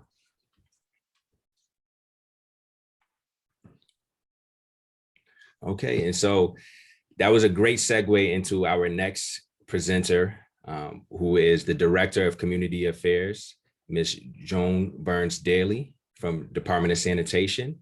She will be able to just explain to us what we do with our household waste. A lot of people, even going back to our first polling question, as far as, what could your direct impact be to help, reduce the effects of climate change and properly manage your waste? It starts in our home. And what can we do in our home, before we put it on the curb, before it gets to the trash bins, before we need to sort it out, even, in shopping. So if you want to shop, now we have a ban against plastic bags. Little initiatives like that, little policies like that help reduce waste even before we bring it in the household. So Ms. Joan Burns Daly will explain to us how DSNY helps us on a daily basis, get rid of our trash, or our unwanted items, I should call them. Thank you so much, Mac. That was a great introduction. And I'm really pleased to see how many people know what to do with their trash. That potato chip bag confuses some people. So 81% of you got that right. Way to go. I think that we have an audience right now that is actually interested, so you know where things go. But as much as DSNY tries to make recycling easy and straightforward, there's a lot of random little things that you don't know, because you can't know every detail. We all have thousands of items in our houses every day, and trying to understand what to do with them is important. So I'm going to share my screen and bring up my presentation here. Can everyone see it? No. Hold on. Let's see. Why isn't that working?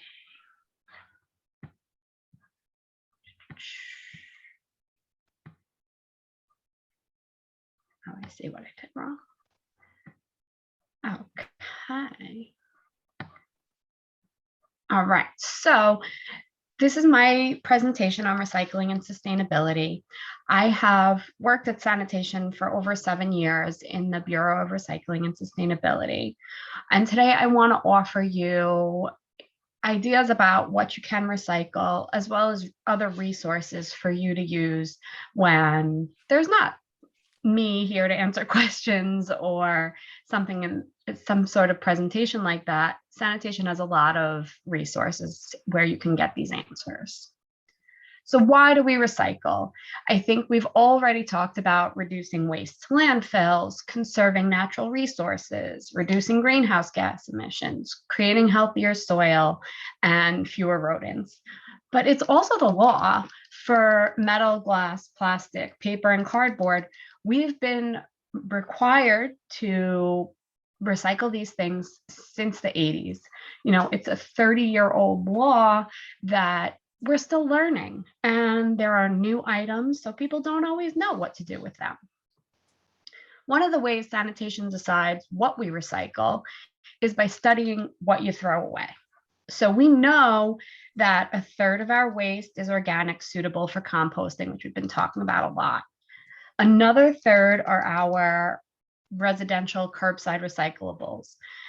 Your metal, glass, plastic, and cartons go in a blue bin, or a clear bag labeled with the fact that it's metal, glass, plastic, and cartons. And then we separate our paper and cardboard. This is another one that, me having grown up in New York City, I've naturally been doing this my whole life almost. But a lot of people get that confused and don't realize they have to be in separate bins, because other cities, they recycle those metal, glass, plastic with their paper and cardboard. But here in New York City, we have 2 separate ways of doing that. So I'll talk more about that. So I talked, obviously, metal, glass, plastic, and cartons are what we recycle in our blue bin, paper and cardboard in our green bin. We do compost, which is food scraps, yard waste, and food soiled paper. And then sanitation also has programs to recycle your electronics, as well as harmful household products. Those things like batteries and cleaning products and insect repellent and all those kind of things that you have under the counter at home or in the garage or, stashed somewhere in your house. And then how do you take care of textiles? Big Reuse is a great partner trying to make sure that we, reuse our clothes as much as we can. And there are other programs too that I'm going to talk about that you can use. First, I want to get into the paper and cardboard. This is the one most people get right. We've been doing it, like I said, 30 years, and it's pretty straightforward, but there's some exceptions I want to talk about.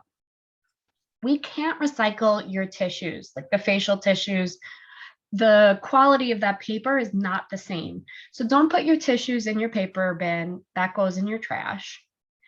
And then your hardcover books, things with binding and those shiny covers are problematic for us to recycle. So if you wanted to pull out the pages, we could recycle the pages of a hardcover book. You don't have to go crazy with that. If you really want to be dedicated, by all means, go for it. But overall, hardcover books would go in the trash instead of the recycling, unfortunately. So this is kind of the decal that we have for people to put on their recycling bin, put up in their apartment building, however you separate your recycling. And these are some of the most common items that we would accept: metal, rigid plastic, glass, and cartons. But keep in mind, this is rigid plastic, so something that keeps its shape. For glass, we only want the bottles and jars. We can't recycle your beverage glass, but you can bring it to a thrift shop. It's really important to think about donating before tossing things out. And then cartons. This one is the most commonly misplaced item. Cartons are a little confusing because they look like they're made out of cardboard, right? But the different layers within the carton make it so that they go with the metal, glass, and plastic. Their shape, their make them go in this section, not with paper and cardboard. So there's some plastic that's not recyclable. Capri Sun kind of juice boxes, plastic bags, foam, and things like toothpaste tubes. We can't recycle those in the systems that we currently have. So what we do when we can't recycle something is think about ways to reduce the amount of it in the waste stream. And in this example, plastic bags is something that we have had legislation to solve, or not solve, but limit the problem. So there's the plastic bag ban in New York State, preventing grocery stores from giving those out anymore. So you shouldn't be getting as many plastic bags. Same thing with foam. We restricted the use of foam by the food stores and food vendors, and we are trying to lessen the amount of that in the waste stream so that we don't have to throw it into a landfill. We, have less of them. Like I mentioned before, there are certain kinds of glass that are not recyclable. We really only want bottles and jars in your recycling bin. But all this stuff pictured on this screen can go to a thrift shop. You should donate first. When I was growing up, the term was reduce, reuse, recycle. And reduce comes first. Reuse is second, and recycle is last. So there's a reason for that ordering of those words, because first, reduce your waste. Are you buying things that you really need? Then reuse it, or let someone else reuse it, because we know in New York City, there are tons of people who could use these things that can't afford them new. So being able to donate is a huge benefit. Appliances, if it's mostly metal and plastic, we ask that you recycle it. There is an exception for appliances with this particular gas, CFC, Freon. And we ask that you call 311 for an appointment.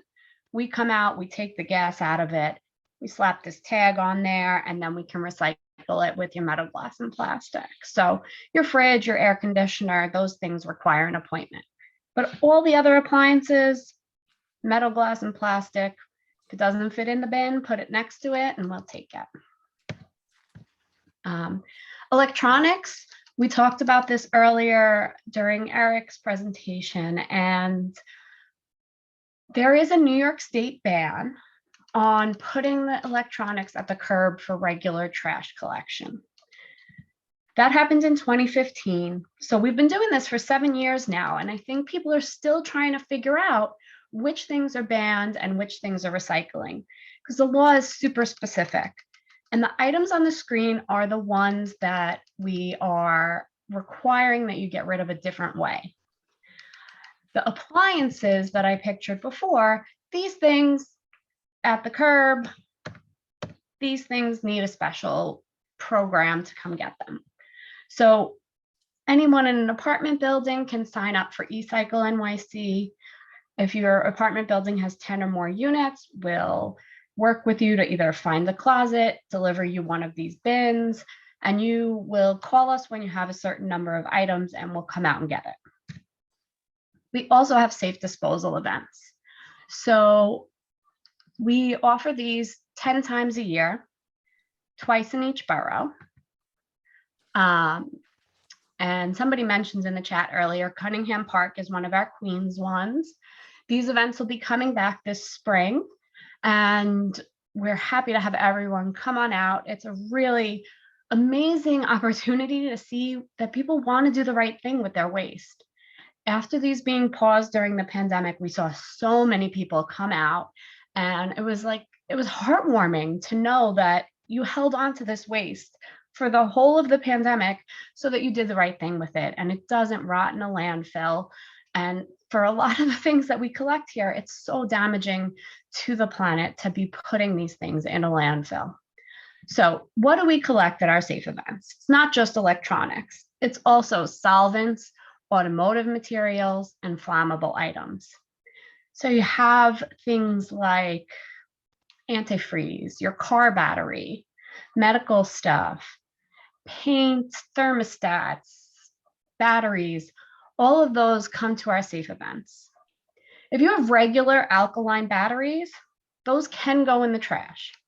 We'd rather you bring them to a safe event, but I wouldn't wait online at a safe event just for an alkaline battery necessarily. The environmentalists did win a battle there, and there's less, there's not the same toxic chemicals as there used to be. So the alkaline ones, they can go in your trash, but any other kinds, rechargeable batteries must be taken care of properly. They cause fires. They have burned down recycling facilities. So we really want to make sure that you're taking your rechargeable batteries to a safe disposal event or another take back event where these are collected and not going to cause a fire. So the rechargeable batteries is a big one right now. We also have special waste drop-off sites. So we have one of these in each borough. They're open every Saturday and the last Friday of the month. So you don't have to wait for a safe event twice a year in your borough. You can go to this site. If you go to nyc.gov/safe disposal, it will give you both the information on our safe events as well as where our special waste sites are. So you can check that out. All right, so that was my spiel on everything besides composting. This is my section about food scraps, yard waste, and food soiled paper. I think both Eric and Bella did a great job talking about how important curbside composting is. We had paused curbside composting due to some really tough budgetary decisions during the COVID pandemic. We brought it back in October of 2021 in a new way where we made people sign up. DSMY wants to have an efficient program where we are doing our best to protect the environment and not just running trucks where no one's participating. So people signed up. We got that tens of thousands of people to sign up. And right now we're running collection in certain areas of the city. There is none in Queens at the moment. We do have data on our website if you want to check it out. Oh, this is not the right page, sorry. You can show you by community board how many people have signed up in your area. So if you haven't signed up yet, sign up. Letting us know that you're interested in curbside composting allows us to present this data to the mayor, to city council, to let them know that these are the people interested. And, you know, we should have this program not only for its environmental interest, environmental benefits, but also because this is what the people want. This is important and, a step towards our zero waste goals. So I think you all know why we compost, but we also give the free compost away to residents to use in their gardens. And like one of the earlier IQ questions mentioned, once you have compost, you might need less fertilizer. It's going to enrich your soil and make you able to grow healthier vegetables and plants and whatever else you're growing in your backyards. I think some people are hesitant to participate because it smells or it's gross, but it's the same material. We're just asking you to put it in a different bin, right? So I put it in my garbage smells, and the rats can get at the garbage when you're just putting a black bag at the curb.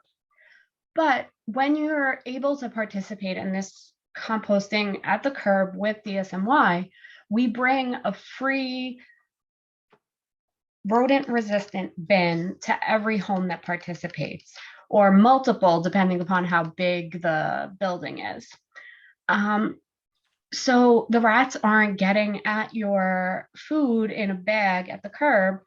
They're unable to, get into the bin where you keep them. And then we lower greenhouse gas emissions. We create healthier soil. We have fewer rodents, and it creates jobs. Composting locally is an amazing opportunity for us to create jobs. Okay, so that's everything about composting. I'm going to move on to my textiles section. Buildings such as apartments with 10 or more units, schools, gyms can enroll with our Refashion NYC program and get this bin pictured here to collect textiles. We are partnering with Housing Works, who takes the textiles that we collect and either sells them in their thrift stores or recycles them if they can't be sold. So even if you have something that's old and not really going to be able to be sold in a thrift shop, or even someone in, you know, a dire financial situation wouldn't want this, you know, it's gross, it can still be recycled. And these organizations that are taking donations of textiles are required by law to recycle the textiles, depending upon if the percentage of your waste is over a certain number, you're required by law to recycle the textiles. So that makes it become recycled, even if it can't be reused. So just something to keep in mind there.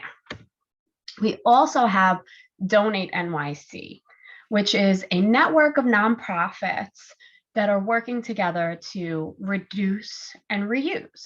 So we have an app, we have a website, you can go on, put in your zip code, and it will connect you with the local Donate NYC partner. There's even a little checkbox on there that if you want the group to come and pick up your stuff, they can do that too. So the first step is visit nyc.gov/donate, and we'll connect you with a local nonprofit where you can donate. The other thing I want to talk about is processing. So where does your stuff go?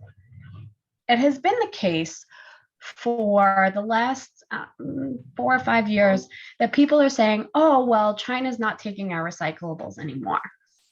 New York City is very lucky in certain ways that we have long-term contracts with our recycling facilities that allow them to continue to operate, even though we're not able to send things to China and some other Asian countries anymore.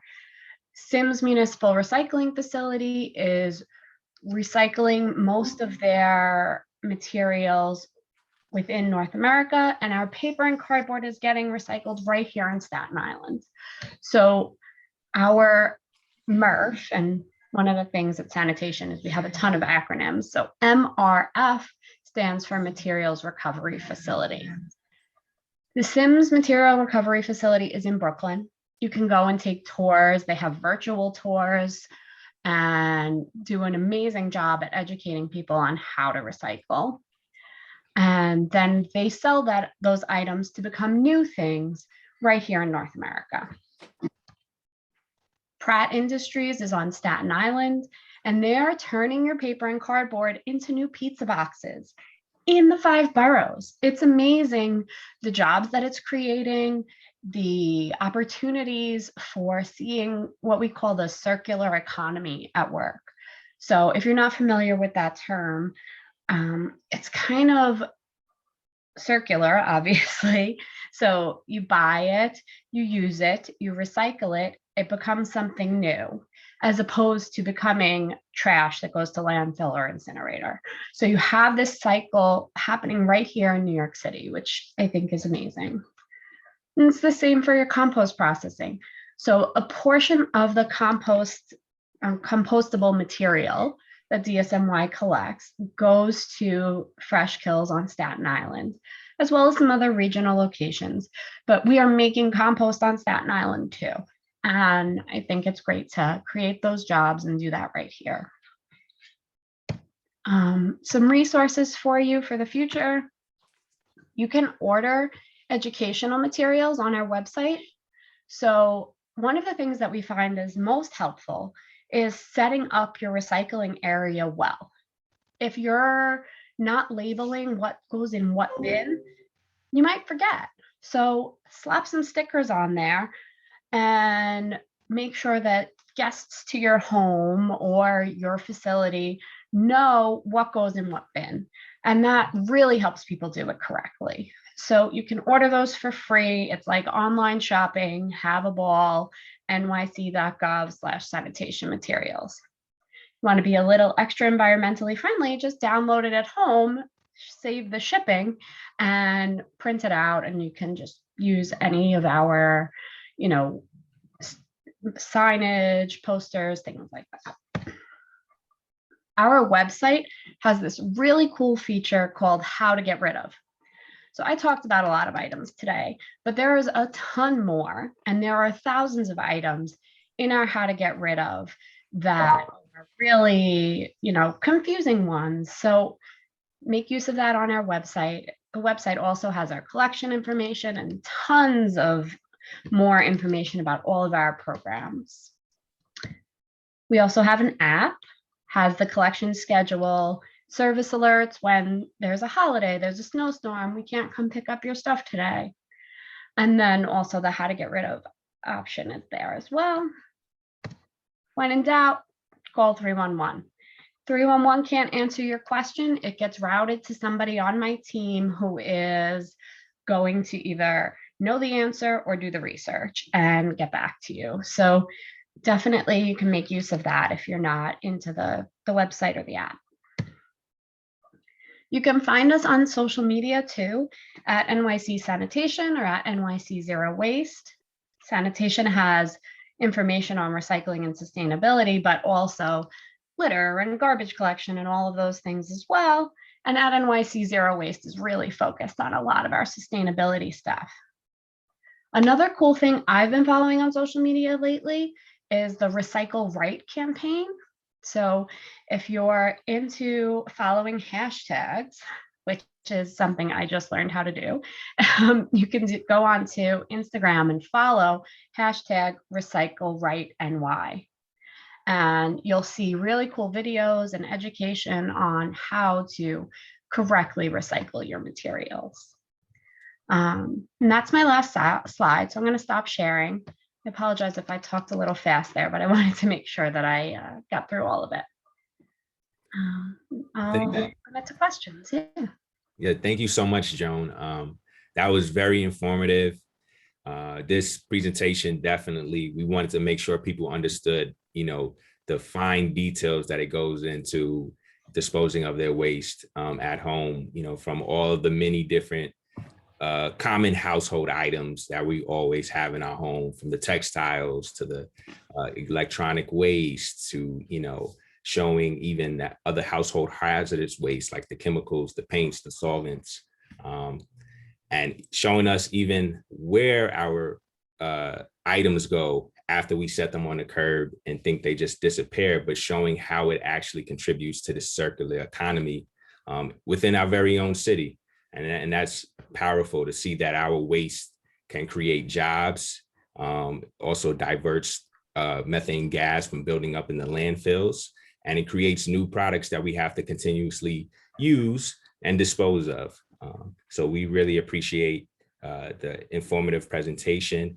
There was some resources that you pointed to at the end. If you don't mind just dropping maybe the links or the hashtags that you mentioned in the chat. And we do have some other questions that we're going to go to. We have some questions that we already had, and then we'll go into the chat and go into some of those other questions as well. So I'll start off with the first one. As you see, our community is very engaged. Us being in Southeast Queens, we have a very long civic history where we've had to kind of just get it done ourselves. Due to some disinvestment from the city throughout the years, our communities had to kind of pull it together themselves. So we do want to know also, how is DSNY working with neighborhoods and communities to educate them about the importance of waste management practices? Like outside of this event, how else can our constituents and our residents and tenants stay engaged and work with DSNY? Yeah, I think education and outreach is a really important aspect of what DSNY does. And, our Bureau of Recycling and Sustainability has a ton of outreach people who are able to come and table at events and do presentations like this. I also now, as in community affairs, have another team of outreach people who are able to talk about all of these things. So anytime you have something happening in the community, we want to be there. And if you're a civic and you want us to speak, if you're, a nonprofit, community garden, all these different things, you can go online and I will give you the link to do that.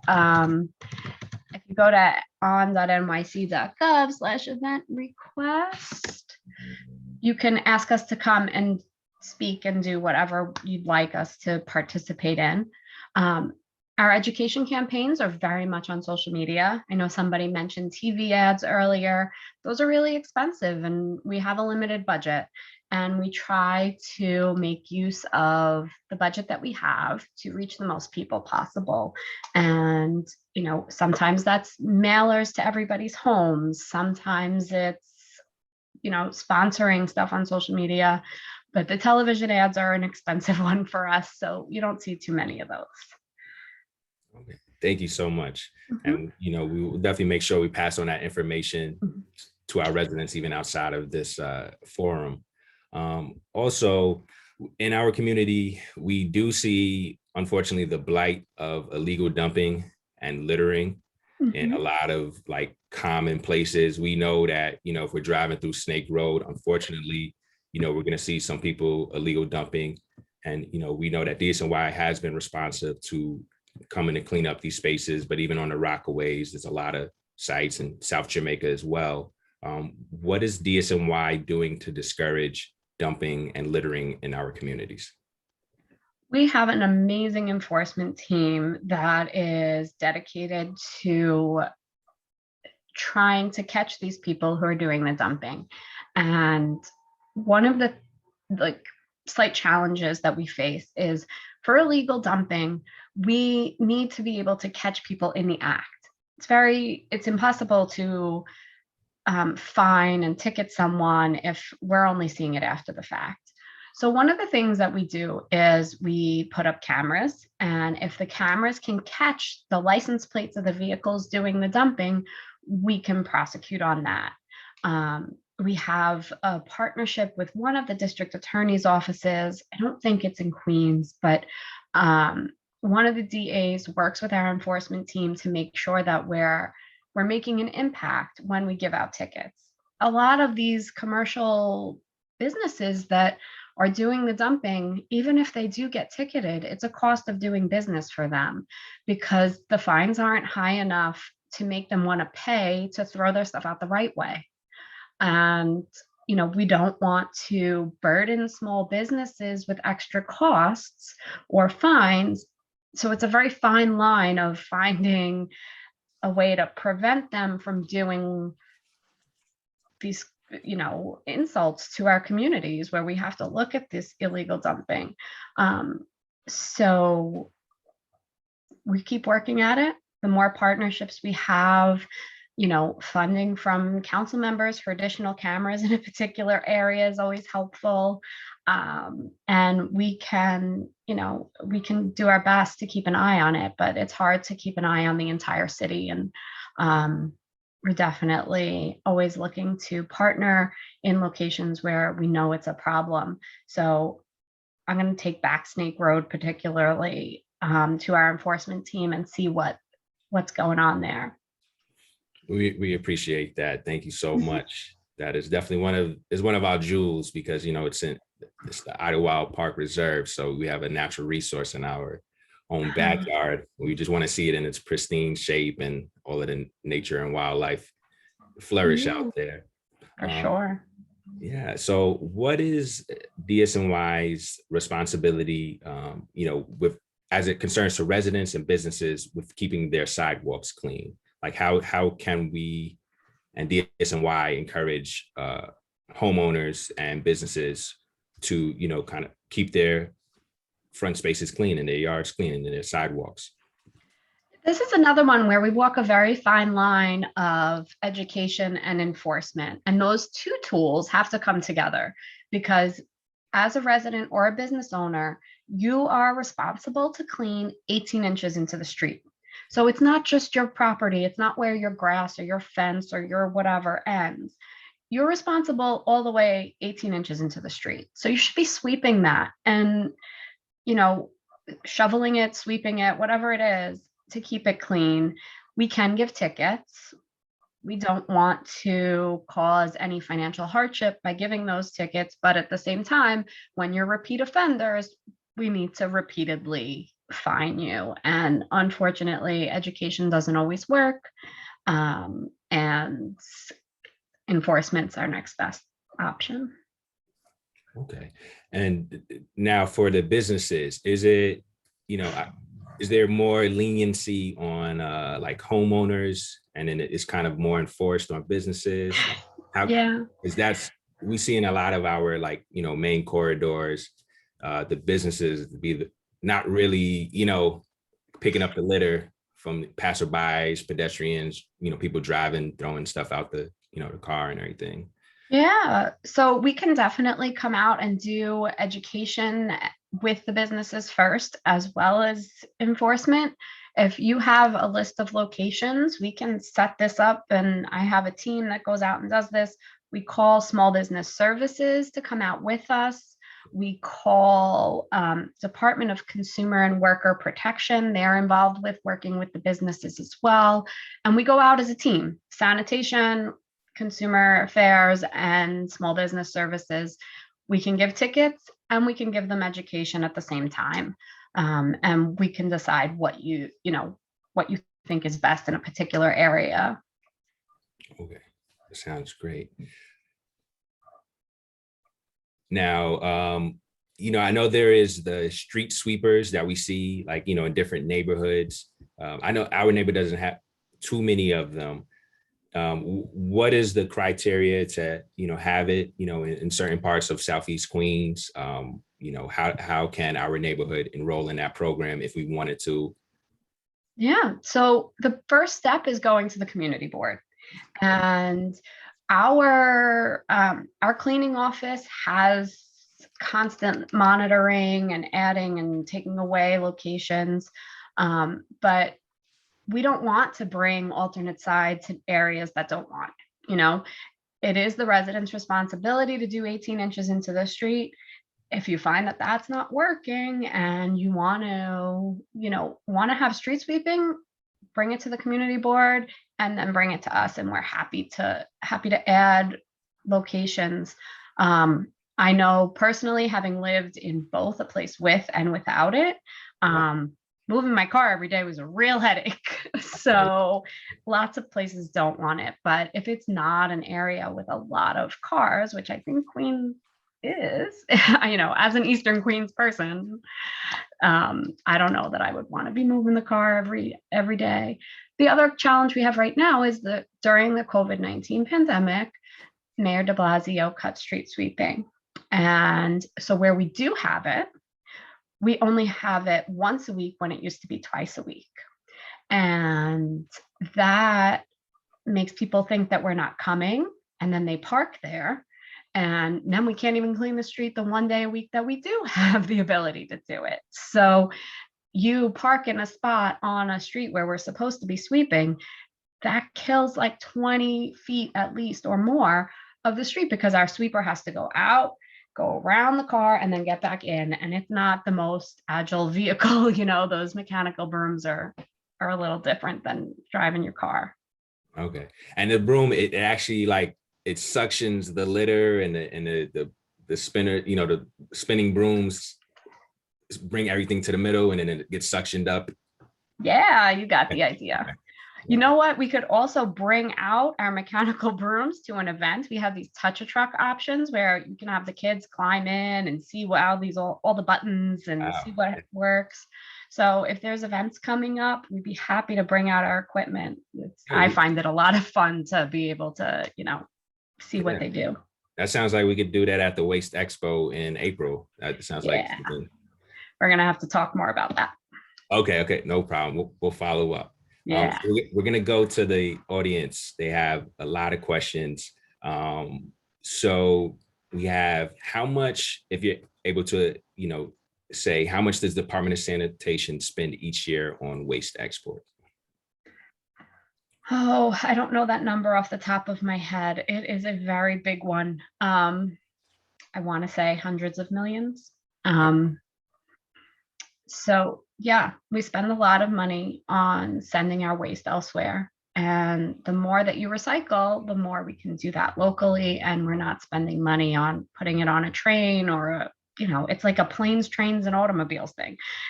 It's on a train, it's on a boat, and it's going far away. And if we could cut those costs, that'd be cool.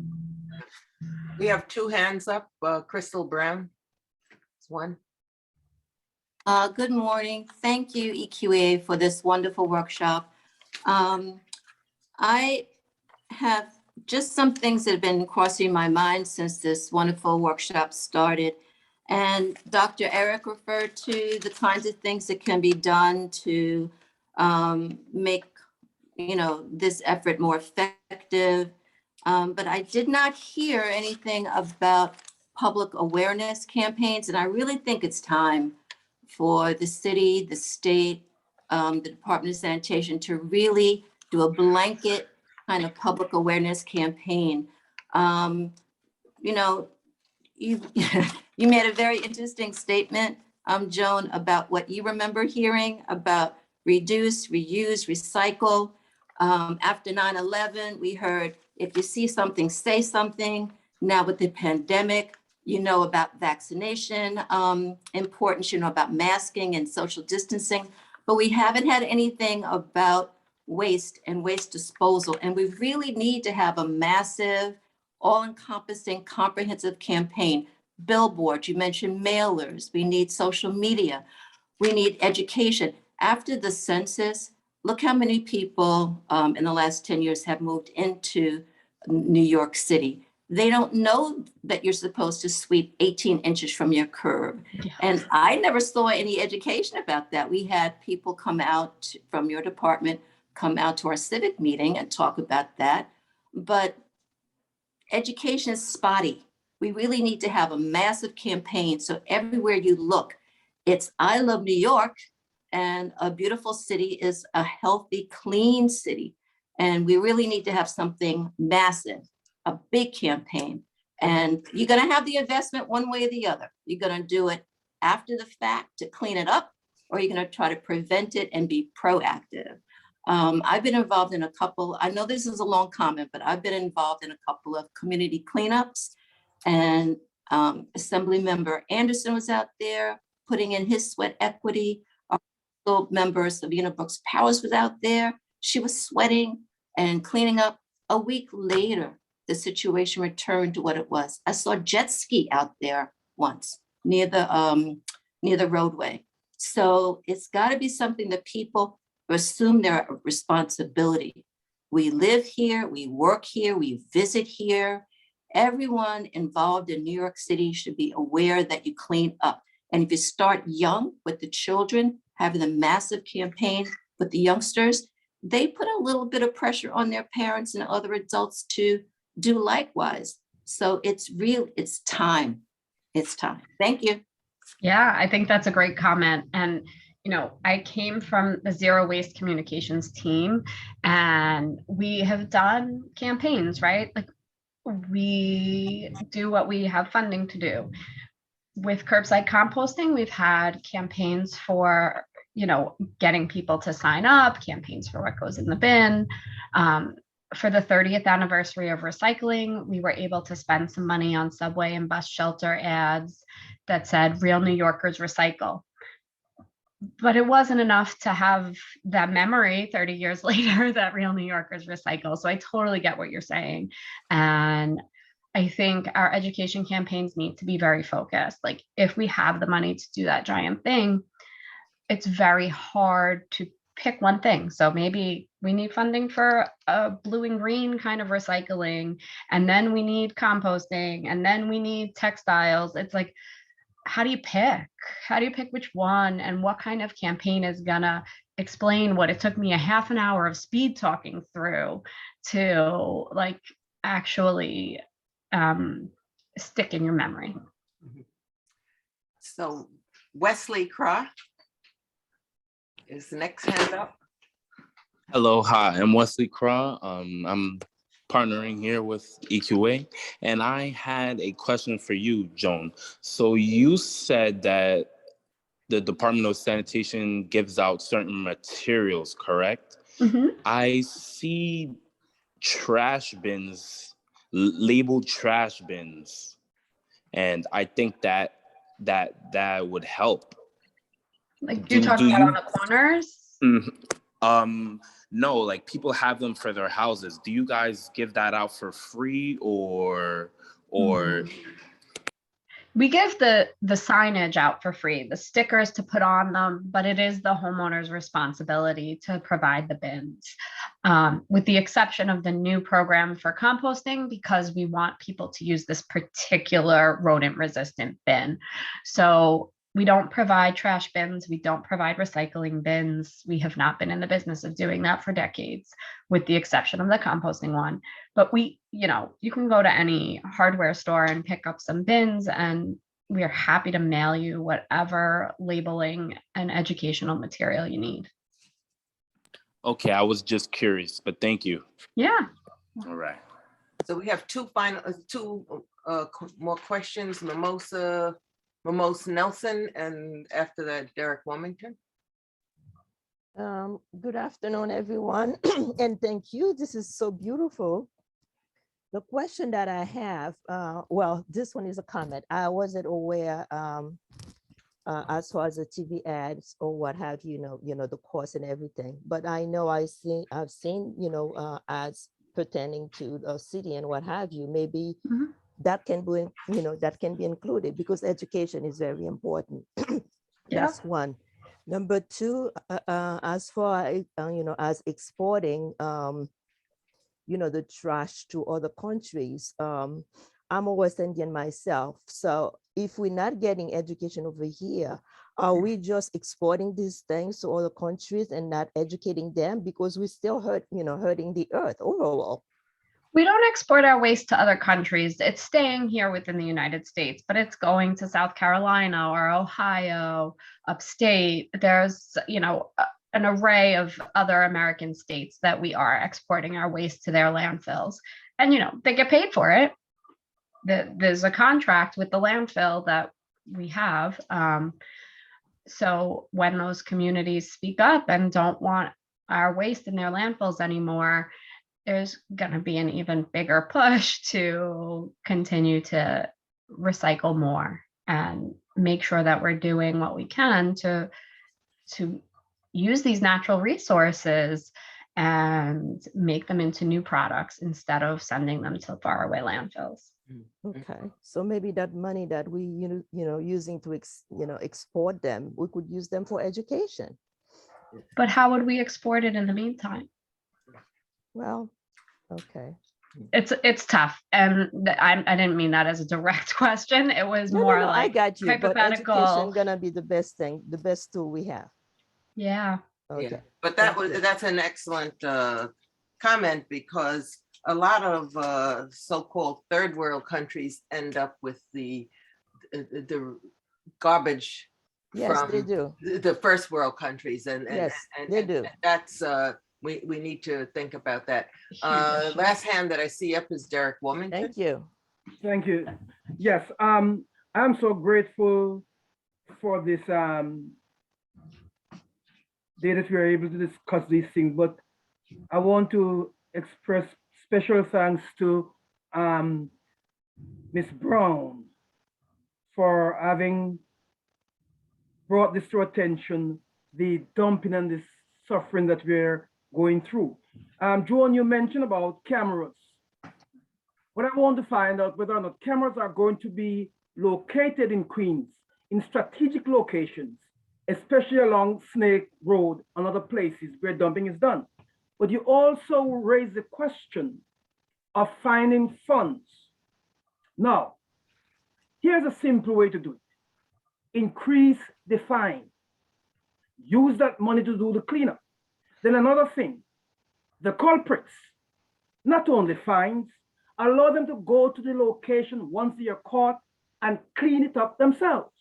That should be part of the effort to prevent the dumping in these areas. So I would hope that you will look into these suggestions. Yeah. Increase the fine. Yeah, and or simply go to dumping. I can actually add on that also. You know, being in my role with the councilwoman, she has invested some funds to actually have some trash cameras be placed on Snake Road. So we are working on that. You know, that is something that we want to share to the community. We have definitely realized that that can also be a way to mitigate some of the illegal dumping in our neighborhoods, because if they are able to, you know, then investigate the dumpers, they're able to kind of put them through the process of the law. And, you know, we definitely probably would see some mitigation in the dumping as well. But also want to just note that there are some educational programs, it's educational outreach coordinators that do go into the schools with DOE. DSNY does have a program that does teach, you know, our youth from a very early on stage. And trust me, the youth really, they're sometimes more passionate about this than senior as well. So, but thank you, Joan. Thank you, Eastern Queens Alliance. Thank you, Queens Solid Waste Advisory Board and Mr. Goldstein and Bella. It was a great afternoon to be able to share, and we're going to keep this momentum going and find some solutions to help Southeast Queens. Thank you. I just want to say real quickly, I knew that this piece would generate a lot of discussion, and we have a lot more questions in the chat that we haven't gotten to. So I think we need to talk about how we can kind of follow up at least with folks. And I'm gonna turn the floor over to Ms. Brown, the chairperson for the Eastern Queens Alliance, and also ask you before you log off today to please, there's a survey link in the chat. Please be sure to go to that link, click it on. There's like 4 quick questions to give us more information about how you received today's forum, how it, what more information you'd like to have, and how we can continue to be helpful in this space. And so if you will go in there and click that on, please, that will help to make us even more helpful down the road. And also, please follow us on Facebook, Eastern Queens Alliance on Facebook and on Instagram for updates and other on this and other initiatives. And I'll turn the floor over to Barbara Brown. Thank you, Gloria. This and thank you, Gloria, because this is the brainchild of Gloria. So this was a wonderful morning and early afternoon. And I really want to thank everybody for coming. And I want to thank our guest speakers, Eric Goldstein from NRDC, Bella Rabinovich from Big Reuse, and Joan Burns Daly from the New York City Department of Sanitation. Very solid presentations, giving us lots of food for thought, because I was jotting some things down, some takeaways for how do we reduce the amount of waste that we have, and why is waste disposal important to us? And we've learned that it's not only important for our environment and climate change and all of that, but it's important to our very health and quality of life. So if you don't, if climate change and global warming seem a little far removed from you, your quality of life and your health are here, very present things. And so we need all of you who attended to not only take the messages away, but to be the drums.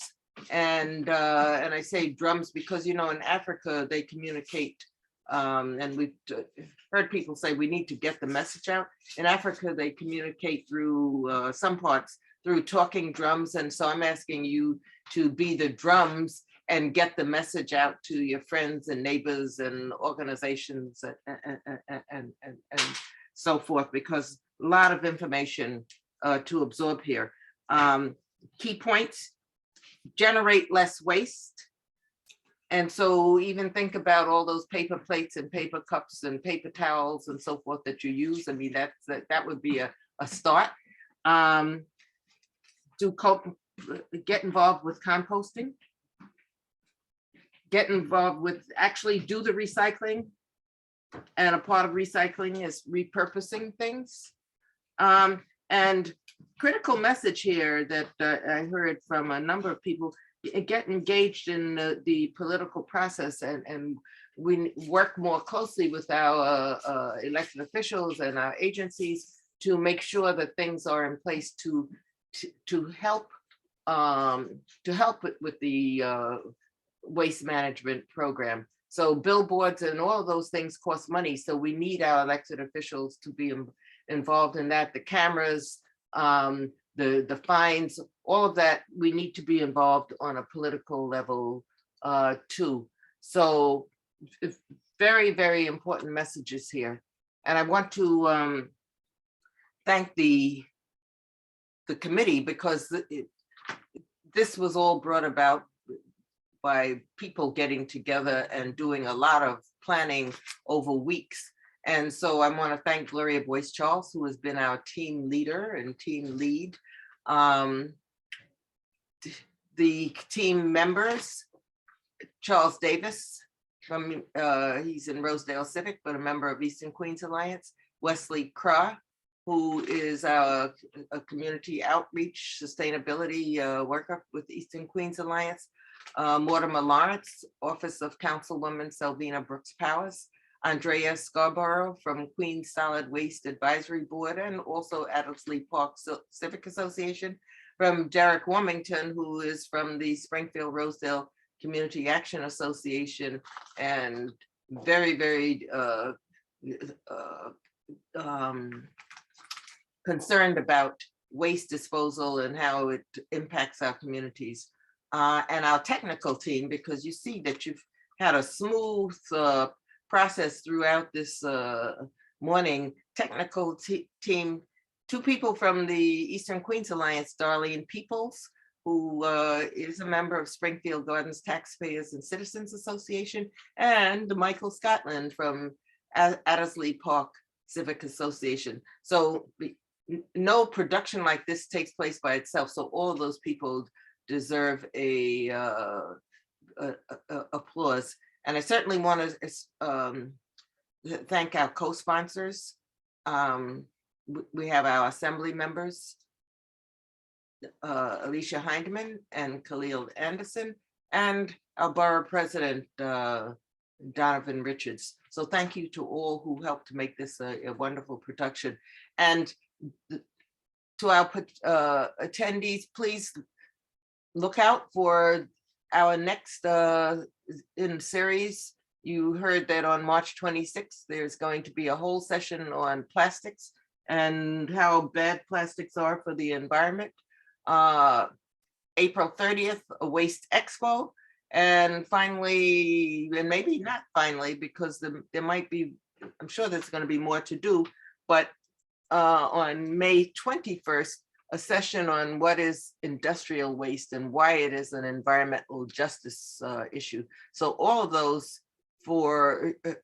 please put those on your calendar and watch for the announcements and help to spread the word, because we've had about 49, 50 people online during the course of the morning. There are many, many, many more people out there in the community that we need to reach.